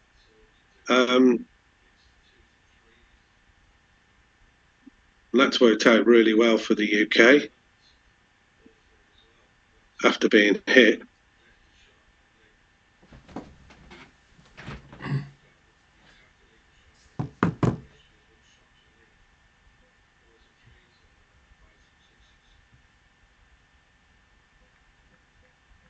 I guess that's forced. Okay, so a nice break for the UK here. We've just got to get these last few in.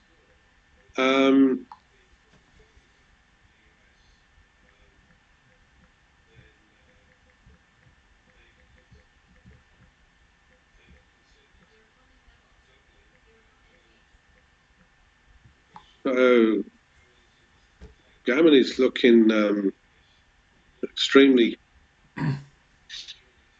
likely, unless they give a shot. So this could be the final game.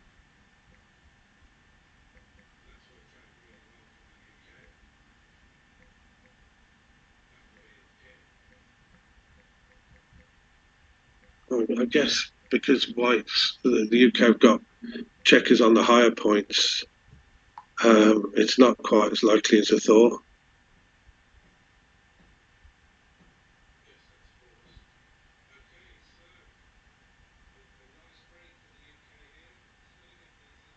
They could even, if they didn't think they were going to get a gammon, they could actually consider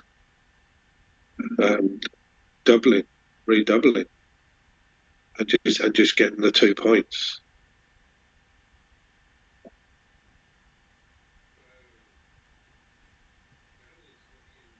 But they may as well roll. They might roll 5 or something. There you go. Call that one in, and a result for the UK. Wow, excellent. I seem to just call that last little sequence. We have a winner. Well done Chufo. to Seb and Simon. Commiserations to Kit and Jeremy. I'd like to know what the overall scores are now, because it surely must be very close. I'm going to see if I can give a quick update to I've been told this is the last match in the doubles round. Yeah.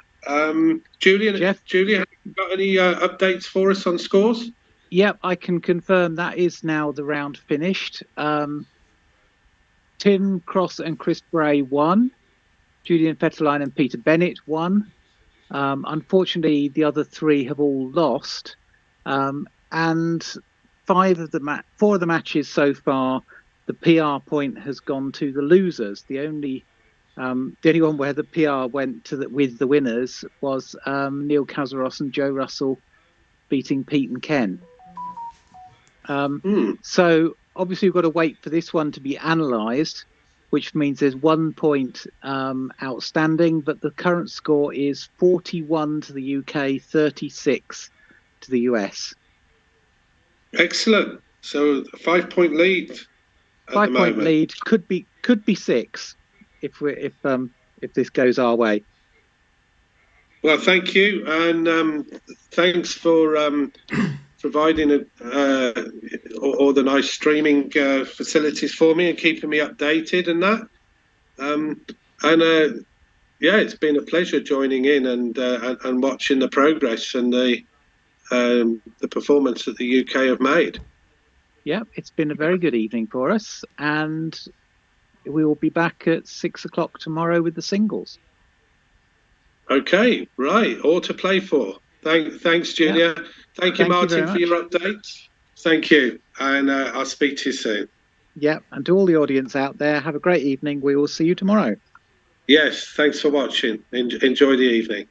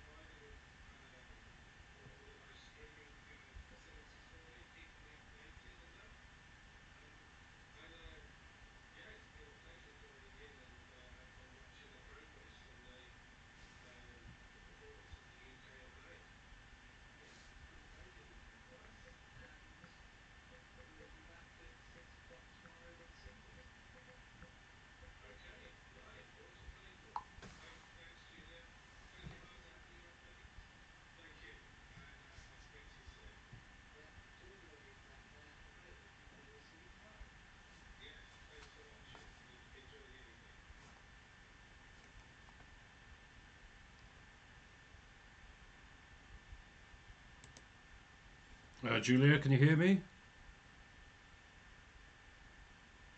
Yes, I can. Hi.